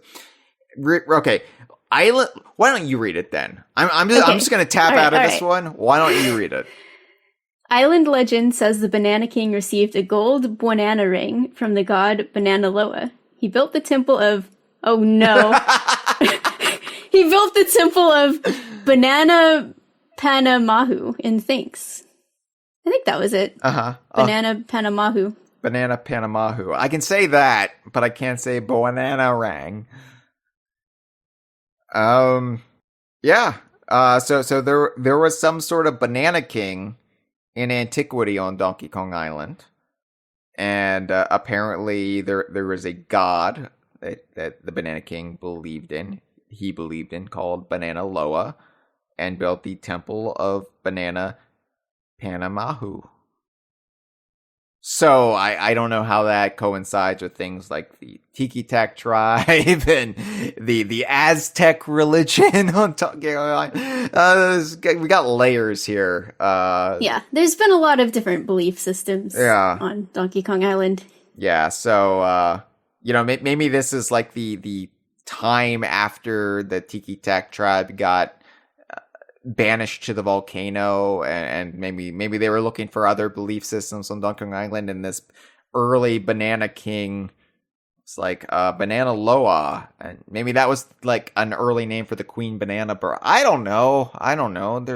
It's ambiguous, and I don't have enough information to go off of to say one way or another, but There's more lore to dive into throughout Donkey Kong Adventure that we will have a field day with at DK Vine in years to come. Maybe they were visited by, like, Xananab and his people, and it was like an ancient aliens type thing.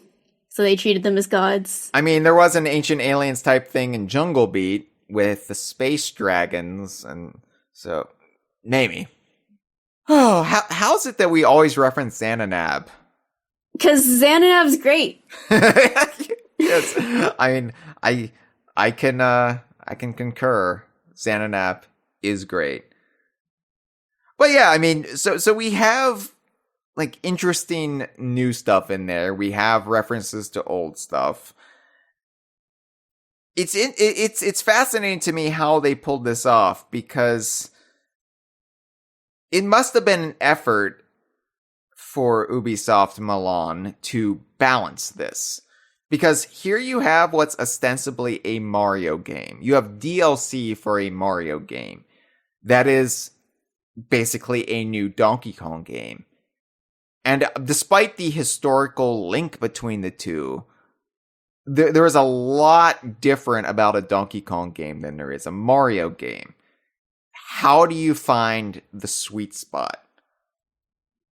And I think the sweet spot is what they did. I think it's kind of the best of both worlds without upsetting either side. Yeah, so there's like a lot of weapons and stuff in this game that are just kind of generally themed. Like, we talked about all the Animal Buddy themed ones, but then you talked about how there's one that's just a hot dog, like Rabbid Cranky has one that's a hamburger. I mean, Right. that's how it is in the main game too. Like, not Yeah. all the weapons are themed around Mario stuff. Some of them Right. are just silly designs that are more general. And so they did that here again. And, I've heard some people when this came out be like, it's disappointing that there's the Animal Buddy weapons, but why didn't they have some other, like, why isn't there a naughty weapon? Why isn't there a zinger weapon, etc.? But, I think that they had to kind of lean on the general appeal of things because they wanted to sell this to people who maybe they were just Mario fans, so they bought the base game and maybe they don't know anything about the wider Donkey Kong series. So they had to keep a lot of that general stuff that would just appeal to anyone and just be humorous to any human without like fully leaning 100% on Donkey Kong country references and things like that. And there's still plenty of them, but I think it makes total sense that they wouldn't just like go completely all in on making it a DK fandom fan service game because it had to appeal to Mario fans and really just the general audience too, because this game has sold quite well and it goes on sale a lot, so it continues to sell quite well to this day. Yeah, and but like I said, like as a Donkey Kong fan, as I would argue one of the most hardcore Donkey Kong Country fans on the planet,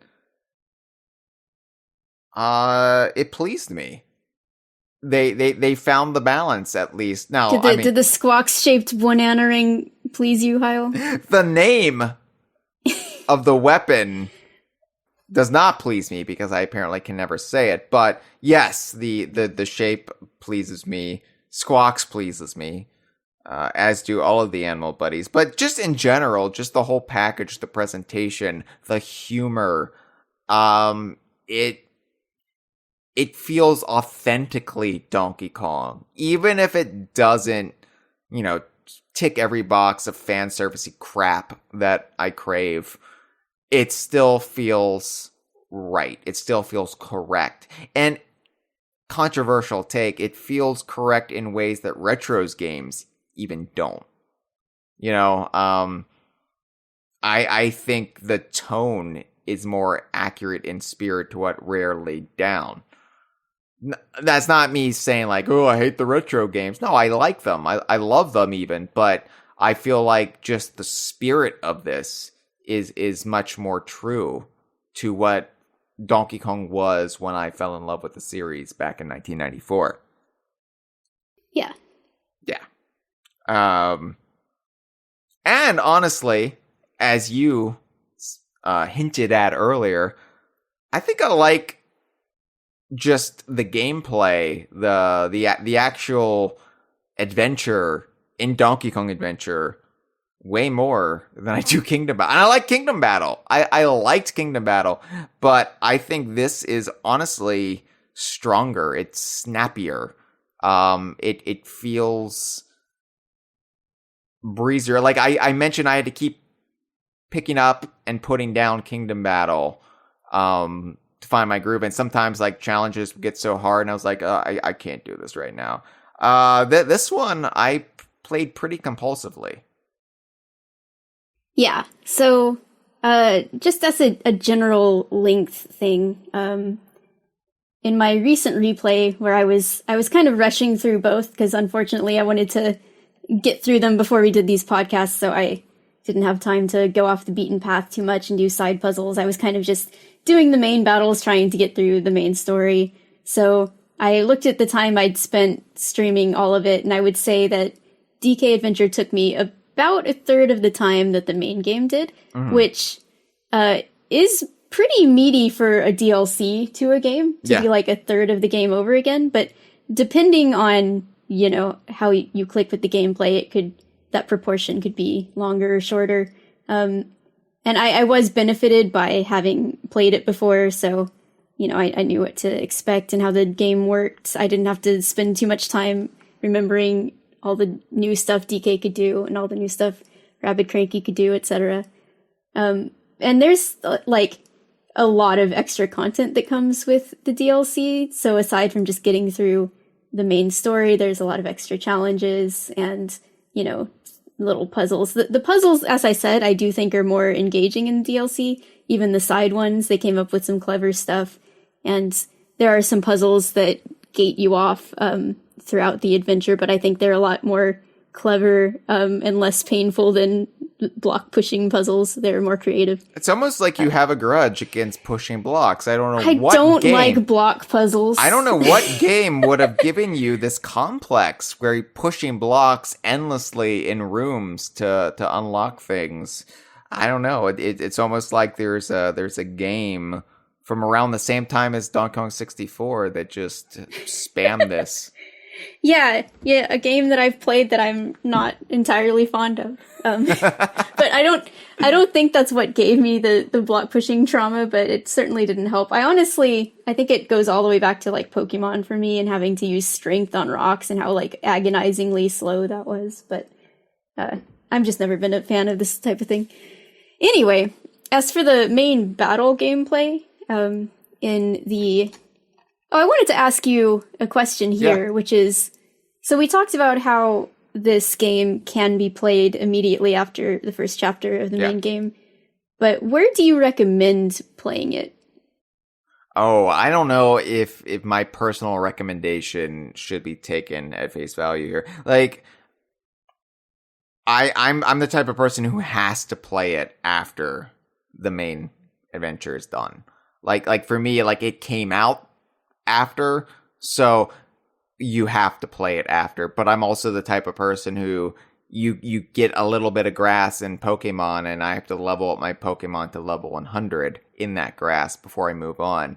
So I'm broken fundamentally as a human, as a member of our society. I'm not a gamer. I am a collection of neuroses that cause me to mash buttons on my controller in a way that upsets other people who play games professionally for a living. So that's the way I do it. I think you need to do it whatever way you would find the most enjoyable. Yeah, I was actually going to say that I agree with you, but here's my reason. It's because I think that DK Adventure is so...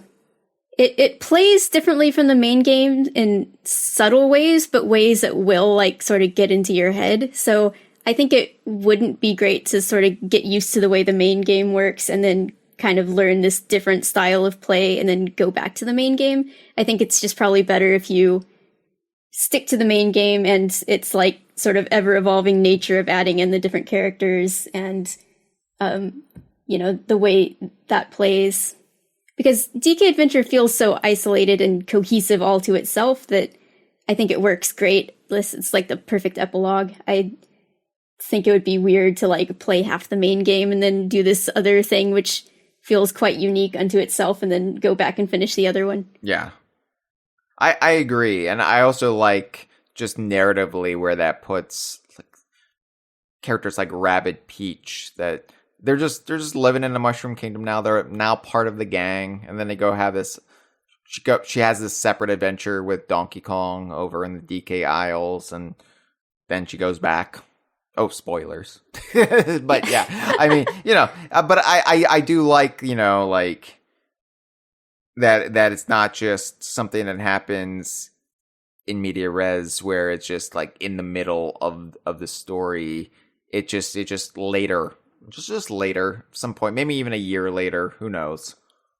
And the rabbits are now just an ingrained part of the Mushroom Kingdom. And meanwhile, this has been happening on Donkey Kong Island this entire time. This rabbit invasion or Tim Burton Planet of the Apes style time dilation fuckery. I don't know, but yeah. But I think it's just up to personal preference. They made it so you can choose any time after the first adventure. And I think it would hold up even if you jumped straight from the first chapter into Donkey Kong Adventure. Like, I don't think there would be this massive learning curve or difficulty spike. Yeah.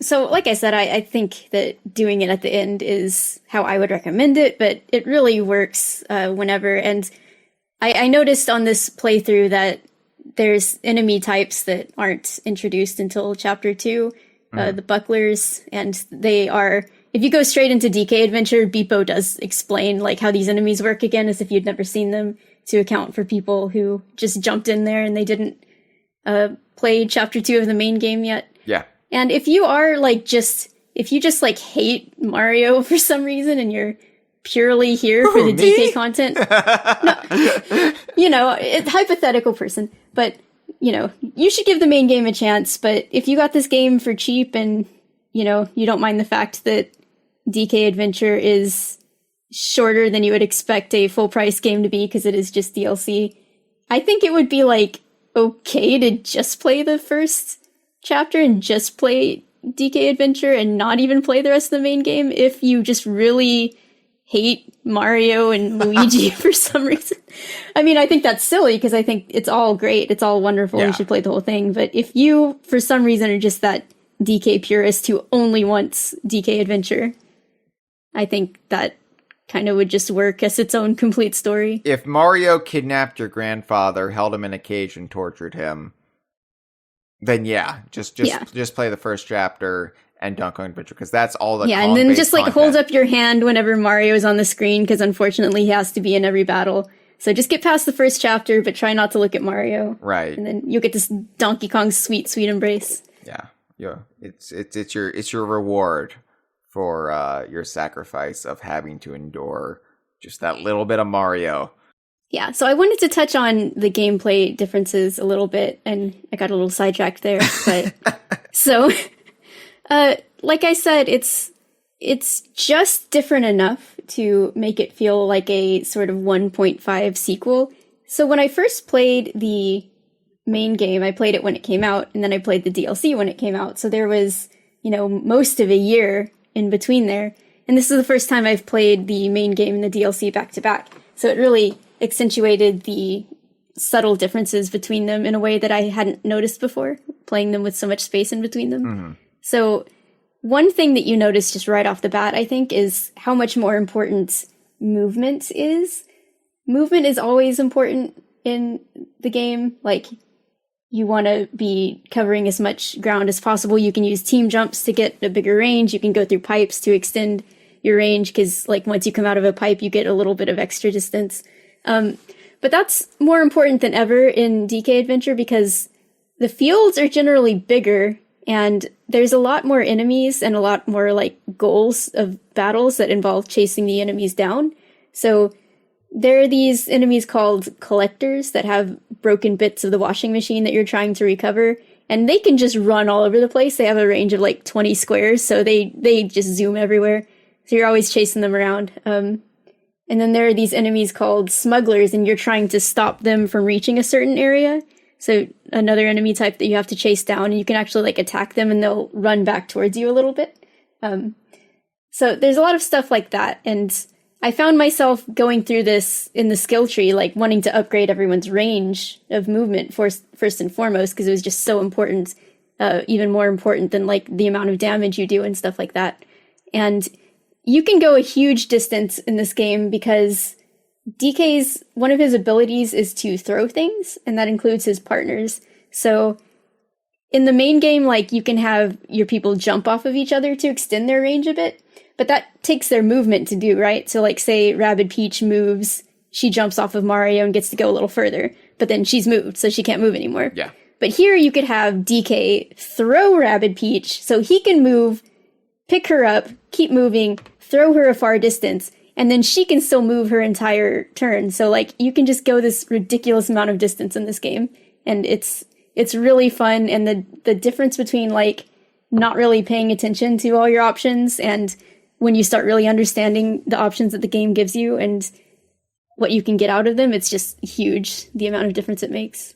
It's also kind of refreshing to have more limited options with character selection. You have your 3 characters, and that's it. Yeah. You don't have Yeah. to like decide like, oh, should I switch out Rabbid Luigi for regular Luigi? None of that. It's just like, no, I have Donkey Kong, I have Rabbid Peach, and I have Rabbid Cranky, and that's all I have.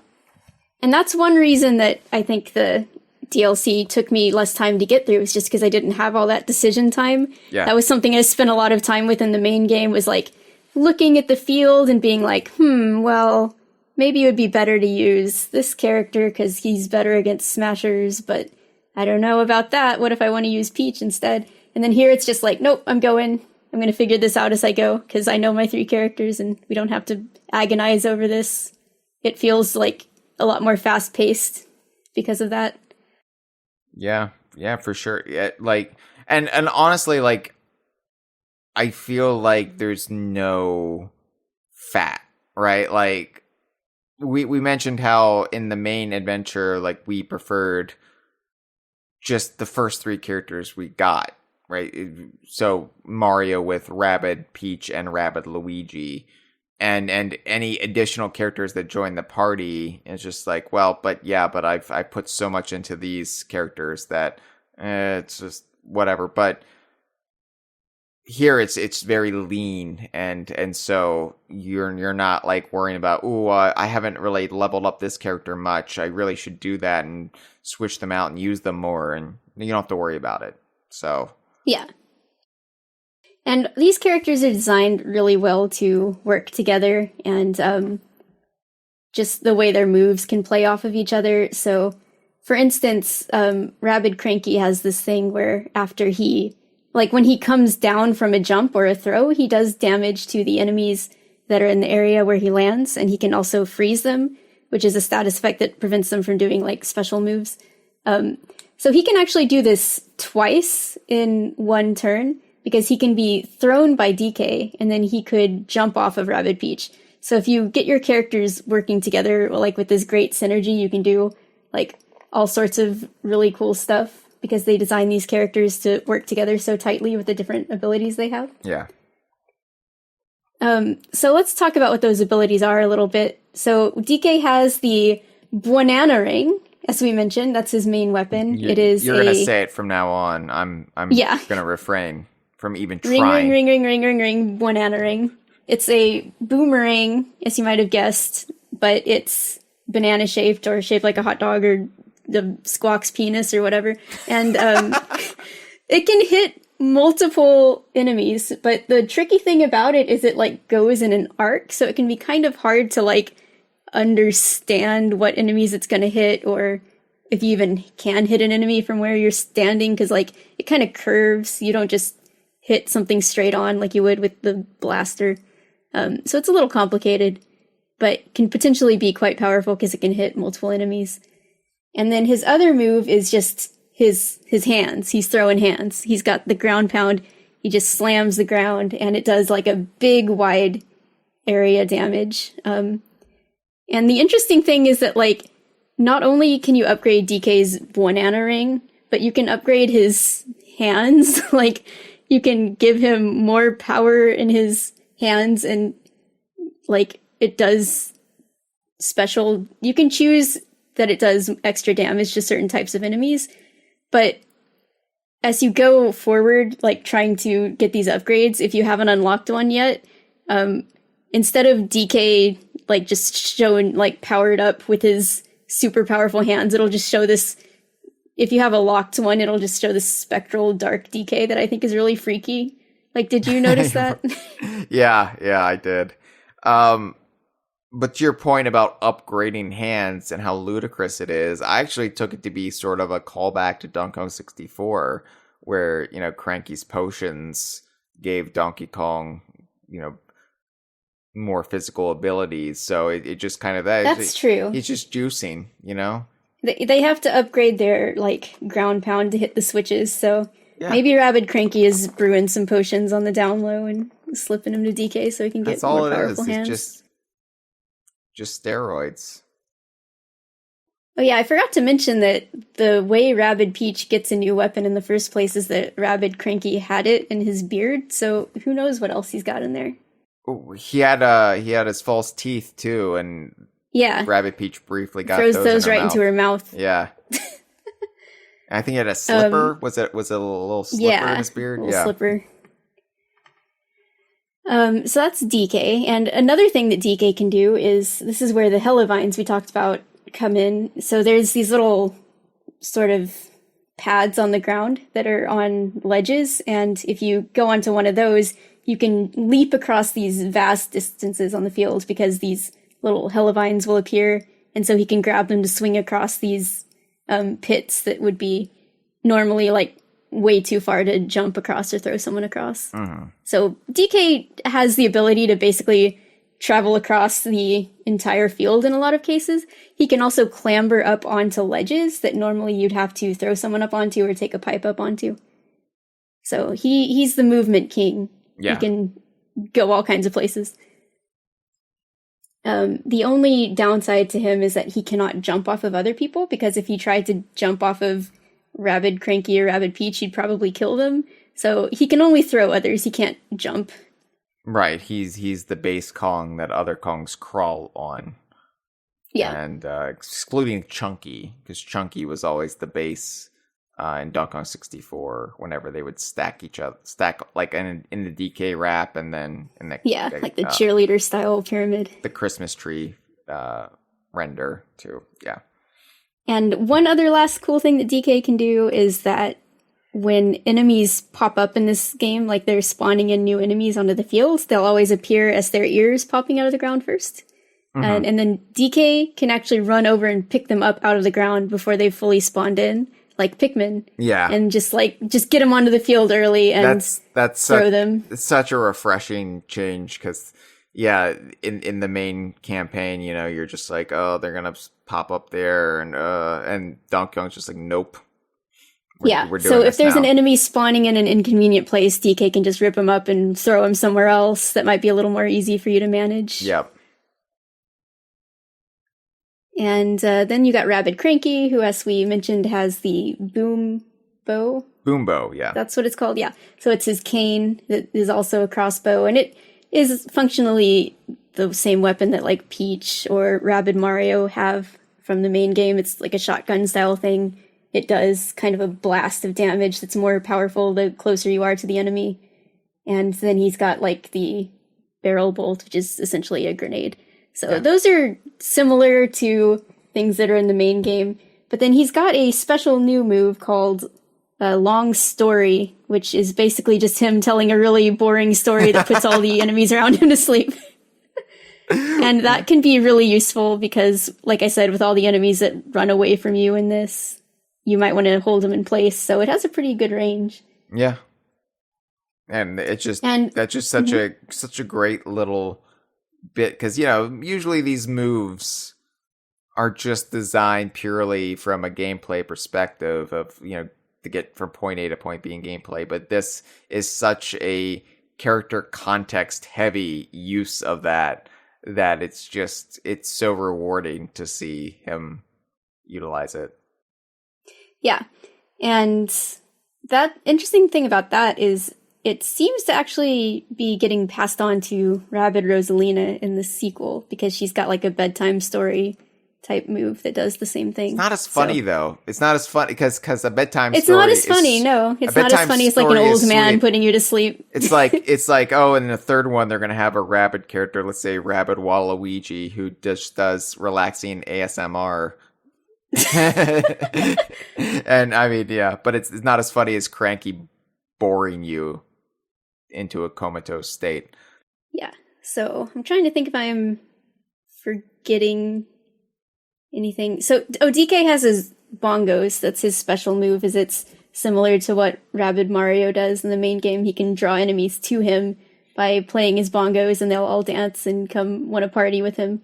Which is, I think, thematically accurate to how the DK bongos work in Donkey Konga, because he's able to draw in Rambi and Ellie and the Banana Birds and even King K. Rool. They just have to dance. Yeah. No one can resist that groove. Not even King K. Rool. No one can resist Diddy's ditties. But yeah, those are the main gameplay differences. And like I said, it's just an overall really smooth, polished package where they got to I think they got to sort of make the battles a little more demanding and structured because they knew what characters you'd be working with, so they didn't have to leave them as open-ended. It almost feels like some of these battles have solutions that you're intended to figure out instead of just having a more freeform approach. And it's interesting. I don't know how you fared with this, but I was able to get perfects on almost all the battles on my first try just from doing my best. But I found the boss battles to have insane difficulty for getting a perfect compared to just the regular battles. The regular ones were, except near the end of the game, but for the most part, they were quite lenient with the amount of turns that you were allowed to take. Mm-hmm. But then the boss was I didn't lose characters on the bosses, but I just took 5 turns when it wanted me to take 4 or something. And it's really? You wanted me to defeat this boss in 4 turns? I don't know why the bosses were just so much more demanding compared to the regular battles, but I guess I just didn't strategize well enough. And I have a complex I had the same problem in Fire Emblem when I played that. I can't allow myself to lose characters. So, I was I don't want you to pass out. Pokemon, too, honestly. I was just no, I'm never going to let you pass out. So, I always, quit. If it looks like it's going to happen. I'd be fine with letting them pass out if that didn't affect the score that you got at the end where I was trying to get a perfect, But even if there was no score, I can't abide it. I can't let it happen because I feel I feel like I'm the caretaker of these characters. And I'm no. I would be a bad game daddy if I let you pass out. I need to nurture you. I need to chew up your food and spit it into your mouth. It took a sweet moment and I ruined it. Yeah. But yeah, that's there's one more new enemy type I wanted to talk about, which was the summoners. They are basically reskinned supporters from the main game, so they're the healers. Yeah. Except this time they can actually summon in a different enemy, so they are extremely annoying because not only can they heal their fellows, but they can also just make more Rabbids appear on the battlefield, so they're pretty much the worst. On the topic of the new enemies, I did want to say really quick, I appreciate that they brought in the enemy type collectors because, of course, in a Donkey Kong game, you want somebody obsessed with collecting everything. So yeah. I felt that accurate. I felt like I was seen by Ubisoft. Yeah. We have representation, us collectathon maniacs. Yeah, the last thing I really wanted to mention was the overall shark theme. So we mentioned this a bit earlier. This taste will not leave my mouth.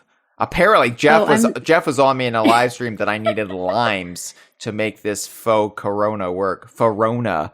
But I don't have limes, Jeff. I only have bananas because I'm the Donkey Kong household. Is Donkey Kong limes? No, I might have some pineapple smells in my fridge, but I don't have any limes. So guess what? I'm stuck with a case of this atrocious beer because there were sharks in it. You should get some baking soda for your fridge to clean out all that pineapple smell. Soaks the smell up. It's because of all the pineapple pizza I've been eating, which I realize is controversial in and of itself. But yeah, I like pineapple pizza. We're on the same page with so many things. All right, I appreciate that. Normally, I like sharks, but at Shark Week, I'm sorry this beer ruined it for you. I was gonna say I love the shark theme in this game, but it led to a very sad ending where you had to drink this disgusting beer, I guess. And I'll have to drink it all through Shark Week. Yeah, but sharks are my second favorite animal. Now, my favorite animal is crocodiles, but if for some reason you don't want to or aren't allowed to have crocodiles in your Donkey Kong game, then sharks make me the second happiest that you could do. So this theme kind of tapers off a bit as it goes on, but it starts out really strong. That there's kind of just the first two bosses are shark themed. They're basically rabbits that have been merged with shark pool toys, I think. And there's the theme of some of the weapons is sharks and just a little bit more shark imagery. So I think, sharks are cool enemies for a Donkey Kong game, especially when you're able to merge them with something else like here where they can actually move about on land. And sharks have been in the DKC games from the very beginning, of course. Chomps and Chomps Jr. and Snaggles. Good old Snaggles. Yeah. Snaggles is the name of my, those giant IKEA sharks? I have one of those my friend sent me, and I named it Snaggles. I don't have an IKEA anywhere nearby, so I don't know what you're talking about. Oh, no. I'll send you a picture later. You got to see this big shark. It's so cute. Okay. Yeah. Yeah. And then, of course, in the broader DKU, there's Snacker. Everybody knows Snacker. Everybody fears Snacker. But yeah, I like sharks. I like that theming because, like, I was like, what are you doing with the tropical Ziggies? They're like, are they supposed to be like natives? Like, is this something that's kind of like culturally insensitive? But yeah, they leaned more into like stuff like they have shark based imagery, and it's all silly. It's all good fun. They don't cross any lines, but yeah, I do like that those pool toys that the Newsies had were utilized in that way. Just like, oh no, we're gonna make these the first two bosses in the game because of these stupid pool toys. Yeah, and sharks I think are pretty similar to crocodiles because they are these like fearsome animals with sharp teeth. Yeah, they do. They have teeth. There you go. So I went to the Science Museum last weekend, and it's like the first time I've really been to museums in since the pandemic started. I was masked up. I kept my distance as best I could from people, but they had this shark exhibit.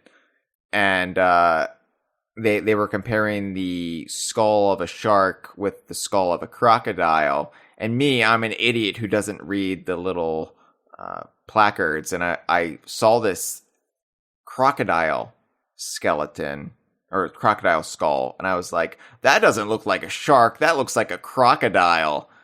And I was like, oh, it is a crocodile skull. They're comparing the two.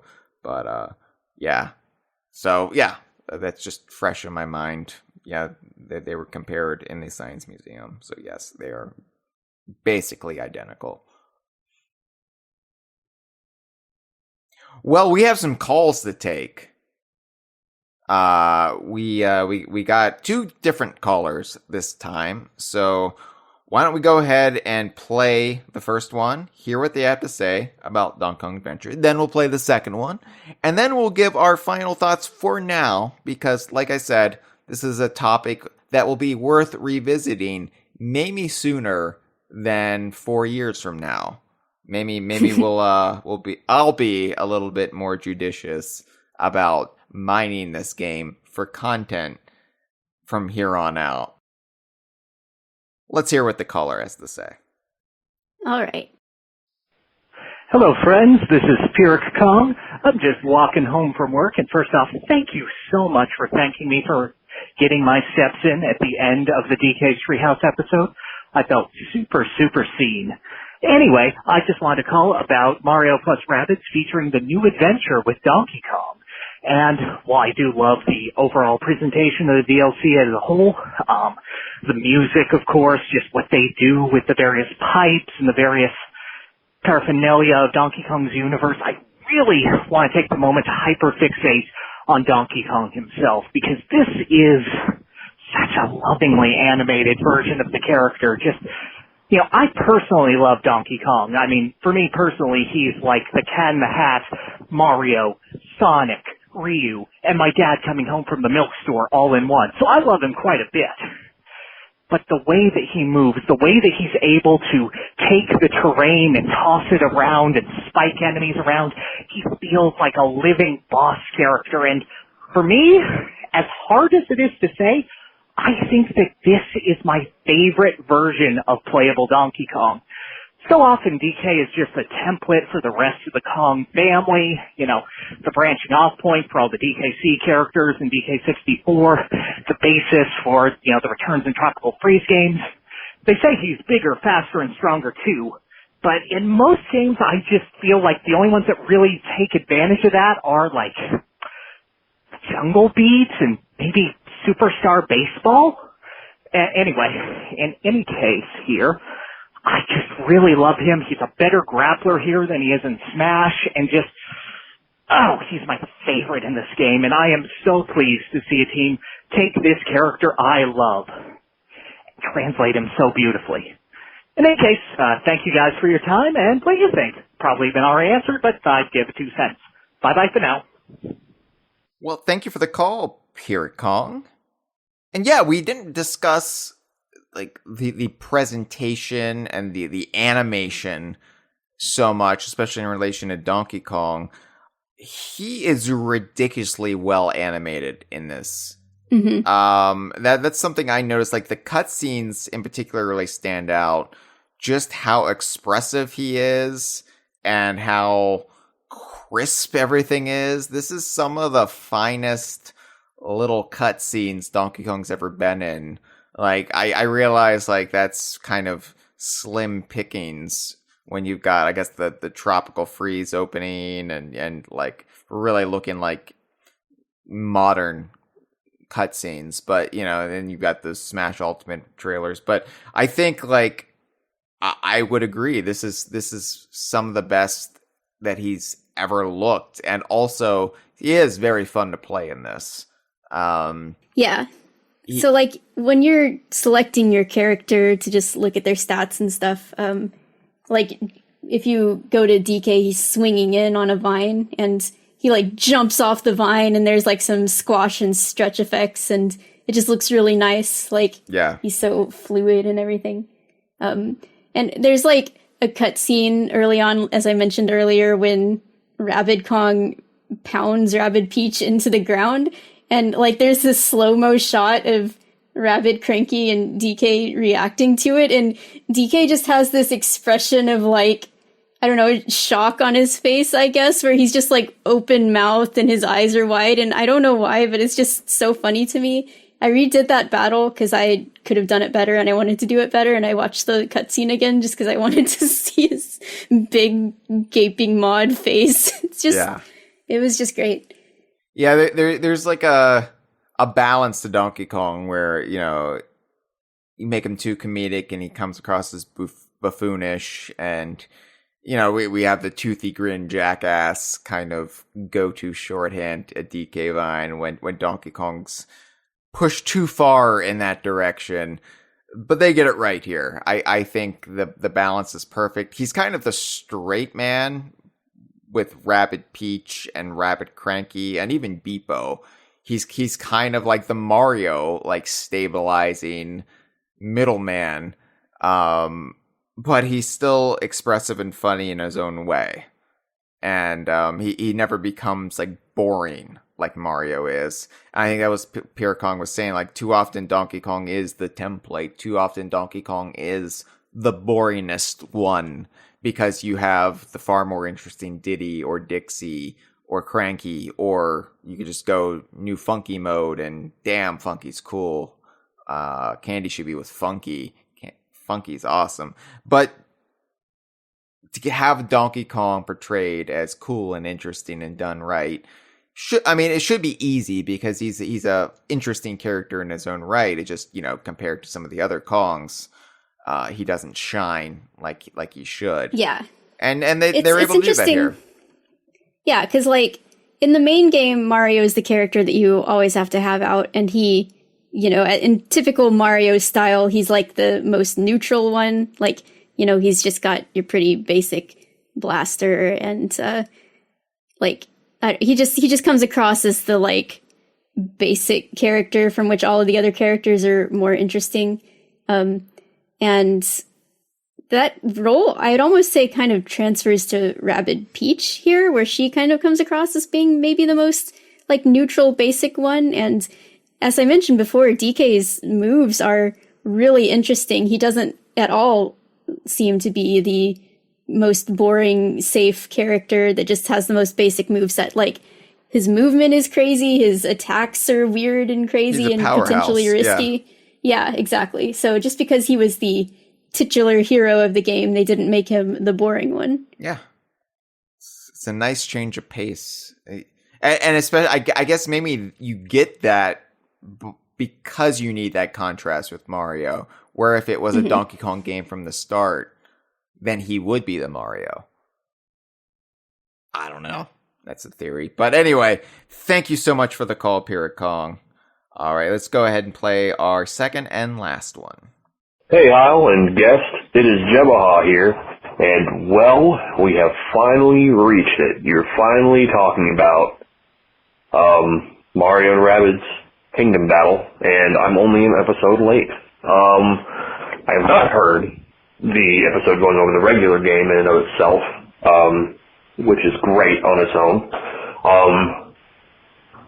But this is most importantly because of, DK Vine. This is the one I was looking the most forward to because it's probably my favorite. Tropical Freeze, from a gameplay standpoint, is a better game. Like, it's the better game, bar none. But from a fan perspective, I feel like Mario and Rabbids DK Adventure is probably my favorite piece of Donkey Kong media in a very, very long time because of those references within, like, the weapons. Like, there's a weapon that's just straight up espresso, there's a weapon that's straight up winky. It's referencing so many things and just calling back to so many things that are so important within the Donkey Kong franchise, and I never saw it coming. And I've been dying to hear you talk about it, and I'm really excited that you finally are. I know you have your own schedules to worry about, but man, this was probably the episode I was most excited for, so looking forward to hearing it live if I'm able to. I really hope I am, because I would love to be chatting while you guys are chatting. It's going to be a good episode, so I'm looking forward to it. Anyway, have a fantastic evening. Looking forward to the episode. Thanks for the call, Jabaha. I hope the episode lived up to your expectations. Feel bad if it didn't. No pressure. No pressure. It's only 4 years in the making. Entire presidential administration. Yeah. Like that's the interesting thing because Jabaha was comparing it to Tropical Freeze, which they were announced on the same day. At least the Switch port of Tropical Freeze was announced on the same day as this. But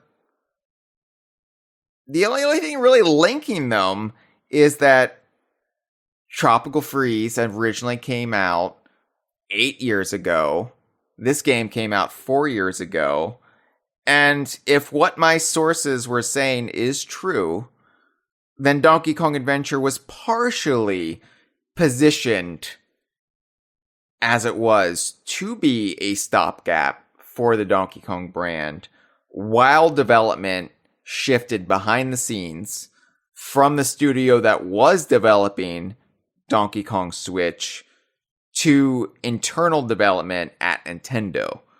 So that also means that in a roundabout way, Donkey Kong Adventure was the first new Donkey Kong game under, or at least partially under, the editorial oversight by Nintendo's new Donkey Kong team, by the new Donkey Kong brand managers.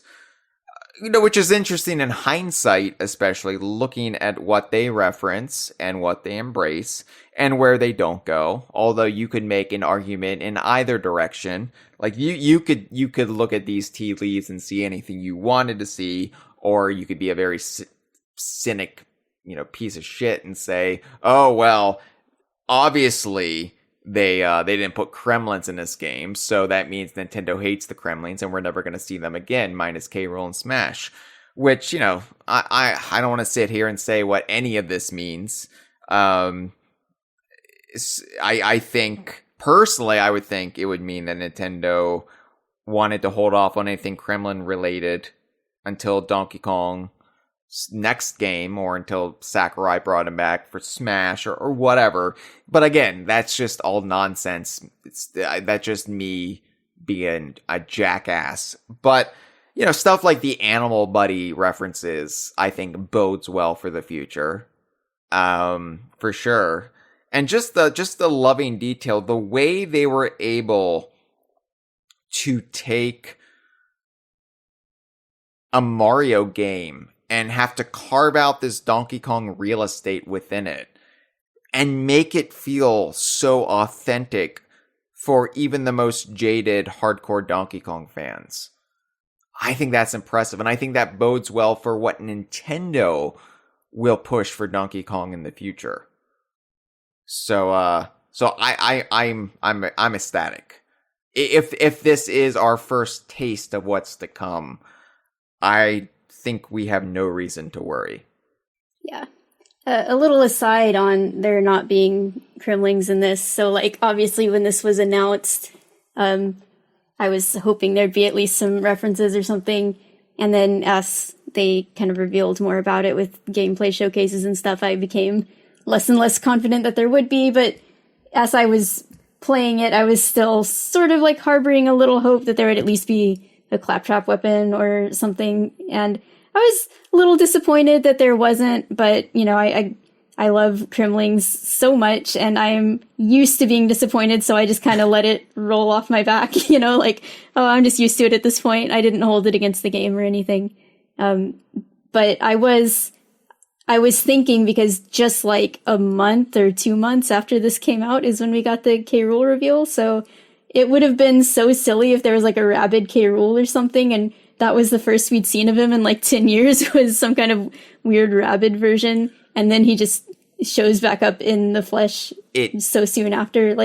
It really just took any pain away of there not being Kremlings in DK Adventure.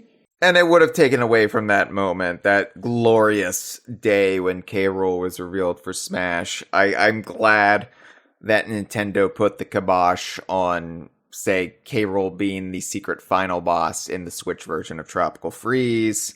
And there's nothing in this game. I'm glad they held off until it would have the maximum impact. We had the K. Rool Street in Odyssey, and that was it. That was just a little hint that, something was in the works. But yeah, no complaints about how it all shook out. I do have a question, a philosophical question for you. So let's say this purported Donkey Kong game, supposedly in development at Nintendo, according to my sources and other people's sources. Suppose for whatever reason it doesn't make it out for the Switch. Maybe it turns out to be a launch title for the Switch U, or whatever they call it. Would we then have to consider Donkey Kong Adventure to be the Switch's main Donkey Kong entry? I know that sounds ludicrous at face value, because you're like, well, it would be Tropical Freeze. Well, no, Tropical Freeze is the Wii U's. And yes, it came out on the Switch, just like most Wii U games came out for the Switch. But I don't think I would argue that it would just be the Switch's main Donkey Kong game. I think if we're looking at the history of Donkey Kong, wouldn't it be Donkey Kong Adventure that is the Switch's Donkey Kong game? I mean, yeah, and unfortunately, it is a game that you can't just buy on its own. You have to buy it as part of another game. But it's a Mario game. Like we mentioned before, it is a meaty Donkey Kong filling in Mario bread, and you have to bite through the bread to get to the Donkey Kong meat. So it's something that DK Vine has never been faced with before. A full-fledged Donkey Kong game housed in a Mario game. How do we define that? How do we determine the core nature of what that is?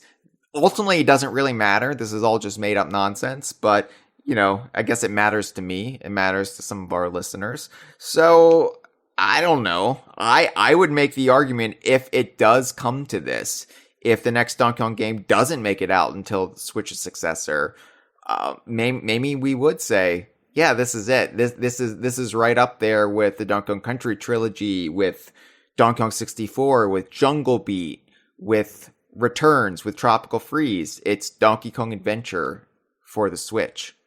I know it's not even a platformer, so that's weird. Yeah. But I think it would have to be, yeah. Yeah, because, the only real things it has against it are its short length by virtue of being DLC, right? It's not going to be you can beat this in a weekend. It's not going to be something that you're really going to have to sit down with for a long time and work your way through, because it's fairly short. Although it does have, like I said, a lot of bonus content. You'll get a lot of your money's worth from this whole package, but the main story of it isn't that long. And unfortunately, just again, by virtue of having a smaller scope as part of a larger thing, it doesn't get to really, there's only one actual Kong in it, it's only DK. There's no Diddy or Dixie or anything like that. Just the essence of Cranky. As far as, the essence of Cranky. But as far as, quality goes, it is definitely deserving of the title of a true Donkey Kong entry. It's, for what you get, it's fantastic. And it has the right spirit. And honestly, just Grant Kirkhope alone, that historical lineage, having a vintage rare staffer kind of push it over the edge, I think gets it into full-fledged Donkey Kong game territory. And that's not to diminish any of the other talents who worked on the game, because they're all deserving of praise too. But, just looking at it from a historical perspective, just like David Wise just granted Tropical Freeze that much more legitimacy in the eyes of some fans, I think Kirkhope does the same here. What's crazy is that in your announcement for this podcast, Davide Soliani actually responded to it and said that he loved working on this project and it was a childhood dream. Yeah. And it must be so crazy for him not only to have made a DK game, but to have made the DK game on Nintendo's hottest console in forever and have it be just the DK game there for years and years. Yeah. Through a twist of fate because of the behind the scenes shifting of what happened at Donkey Kong, which will all pay off in the long run. And for the record, I don't want to worry people when I speculated about this hypothetical. I don't have any inside information that it's been pushed back to the next system. We're just always hearing rumors about, the successor to the Switch, and you never know, I still hope we're going to get it out for the Switch proper, Switch original, whatever. But, if push comes to shove, if we do have this circumstance where they decide to have it be the launch title for the next console, then I think we could say, yeah, Donkey Kong Adventure was it.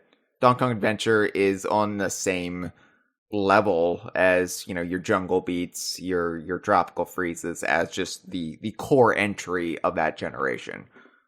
I don't think there's any shame in that. It's better than some franchises get. I hate to be F-Zero right now. Yeah. Star Fox even. Mm-hmm. But yeah, it's a cameo game, at least from the outset, but it's more than a cameo game. It's Donkey Kong renting space inside a Mario title. And I'm okay with that. Yeah. I've made my peace with that. And that's cool in its own way. Yeah. Because it's DK, holding his own with Mario and, being on equal footing. And having his own adventure that is of equal, if not higher quality than the main game. Yeah, it's not like Donkey Kong just was made a tag-along character in a Mario game. Yeah, it's no, Donkey Kong deserves his own space, his own world, his own dimension to breathe. Mm-hmm. The Donkey Kong dimension. Damn straight. All right, so for my closing thoughts, I was actually doing a little research earlier on my initial reactions to things when I played this game. And I found a tweet that I made right after beating it on June 27th, 2018, which says, What I was expecting from the Mario plus Rabbids DLC was more humor. What I was not expecting was just how cute and sweet it was. The ending really melted my heart. And then I tagged some people that worked on it, and I said thank you. And I got some responses. So Christina Nava, who is a writer on the game, and I think, what does it say in her bio? Senior Associate Producer. So she's really high up there and is responsible for a lot of the game's really clever writing, and I think like the lyrics of the Phantom song and stuff like that. She says, and it melts our hearts to know that we touched yours. There's nothing better than understanding that all the emotions we put in this DLC get transferred to those who play it. Thanks. And then the Ubisoft Milan account says, thank you. We're glad to hear that you love the DLC and your excitement is energy for us. And so it's just like, I just wanted to point out that like the people who make these games, like, I don't know about every single person that works on the team because those credits are very long. But like the people designing these games, this game in particular, they do care and they have like a real respect for the source material that they're working with. And like I said earlier, Davide, this was like his childhood dream, not only to work with Mario, but to work with Donkey Kong. Because as we mentioned last episode, he has explicitly said he was a fan of Rare's games and Rare's N64 games in particular, which is why he wanted Grant Kirkhope to be his composer. So we have people that aren't just, you know, making a DK game because it's like it got forced on them or like, okay, I guess we gotta work with this stupid gorilla now. It's like, no, they wanted to make a DK game. They love Donkey Kong like we love Donkey Kong. They wanted to do right by him and by his world, and I think that shows in every aspect of this DLC, from its design and in the gameplay with how they translated DK and his movement and his power to this strategy game type style, and to all the references and just the general attention to detail and care put into everything. So that's really what I want for the future of the DK series. I don't know how it's going to shake out, whose hands it's going to end up in, but I just want it to be in the hands of people who care about it, who respect it, and that is why I love DK Adventure so much, because that's what it is. Like, it's a weird DK game because it's a Mario DLC and it's also a strategy game, but it is made by people who love Donkey Kong, and that I couldn't ask for anything more than that. Yeah, that's all it really takes in the end. Imagine that. And, you know, I have to say this as we wrap up here. I had some little hot mic comments at the very end of the last episode, but I hope that this episode finally puts to bed and proves once and for all that I don't hate Mario games. In fact, I can really love and embrace Mario games, especially when Donkey Kong takes over the narrative and the setting for multiple hours of gameplay, banishing Mario from his own franchise. So that's all it really takes. I'm a simple man. This has been a File 2 production. Bananarang. Bananarang. Bananarang. Fuck you, Jimmy Buffett.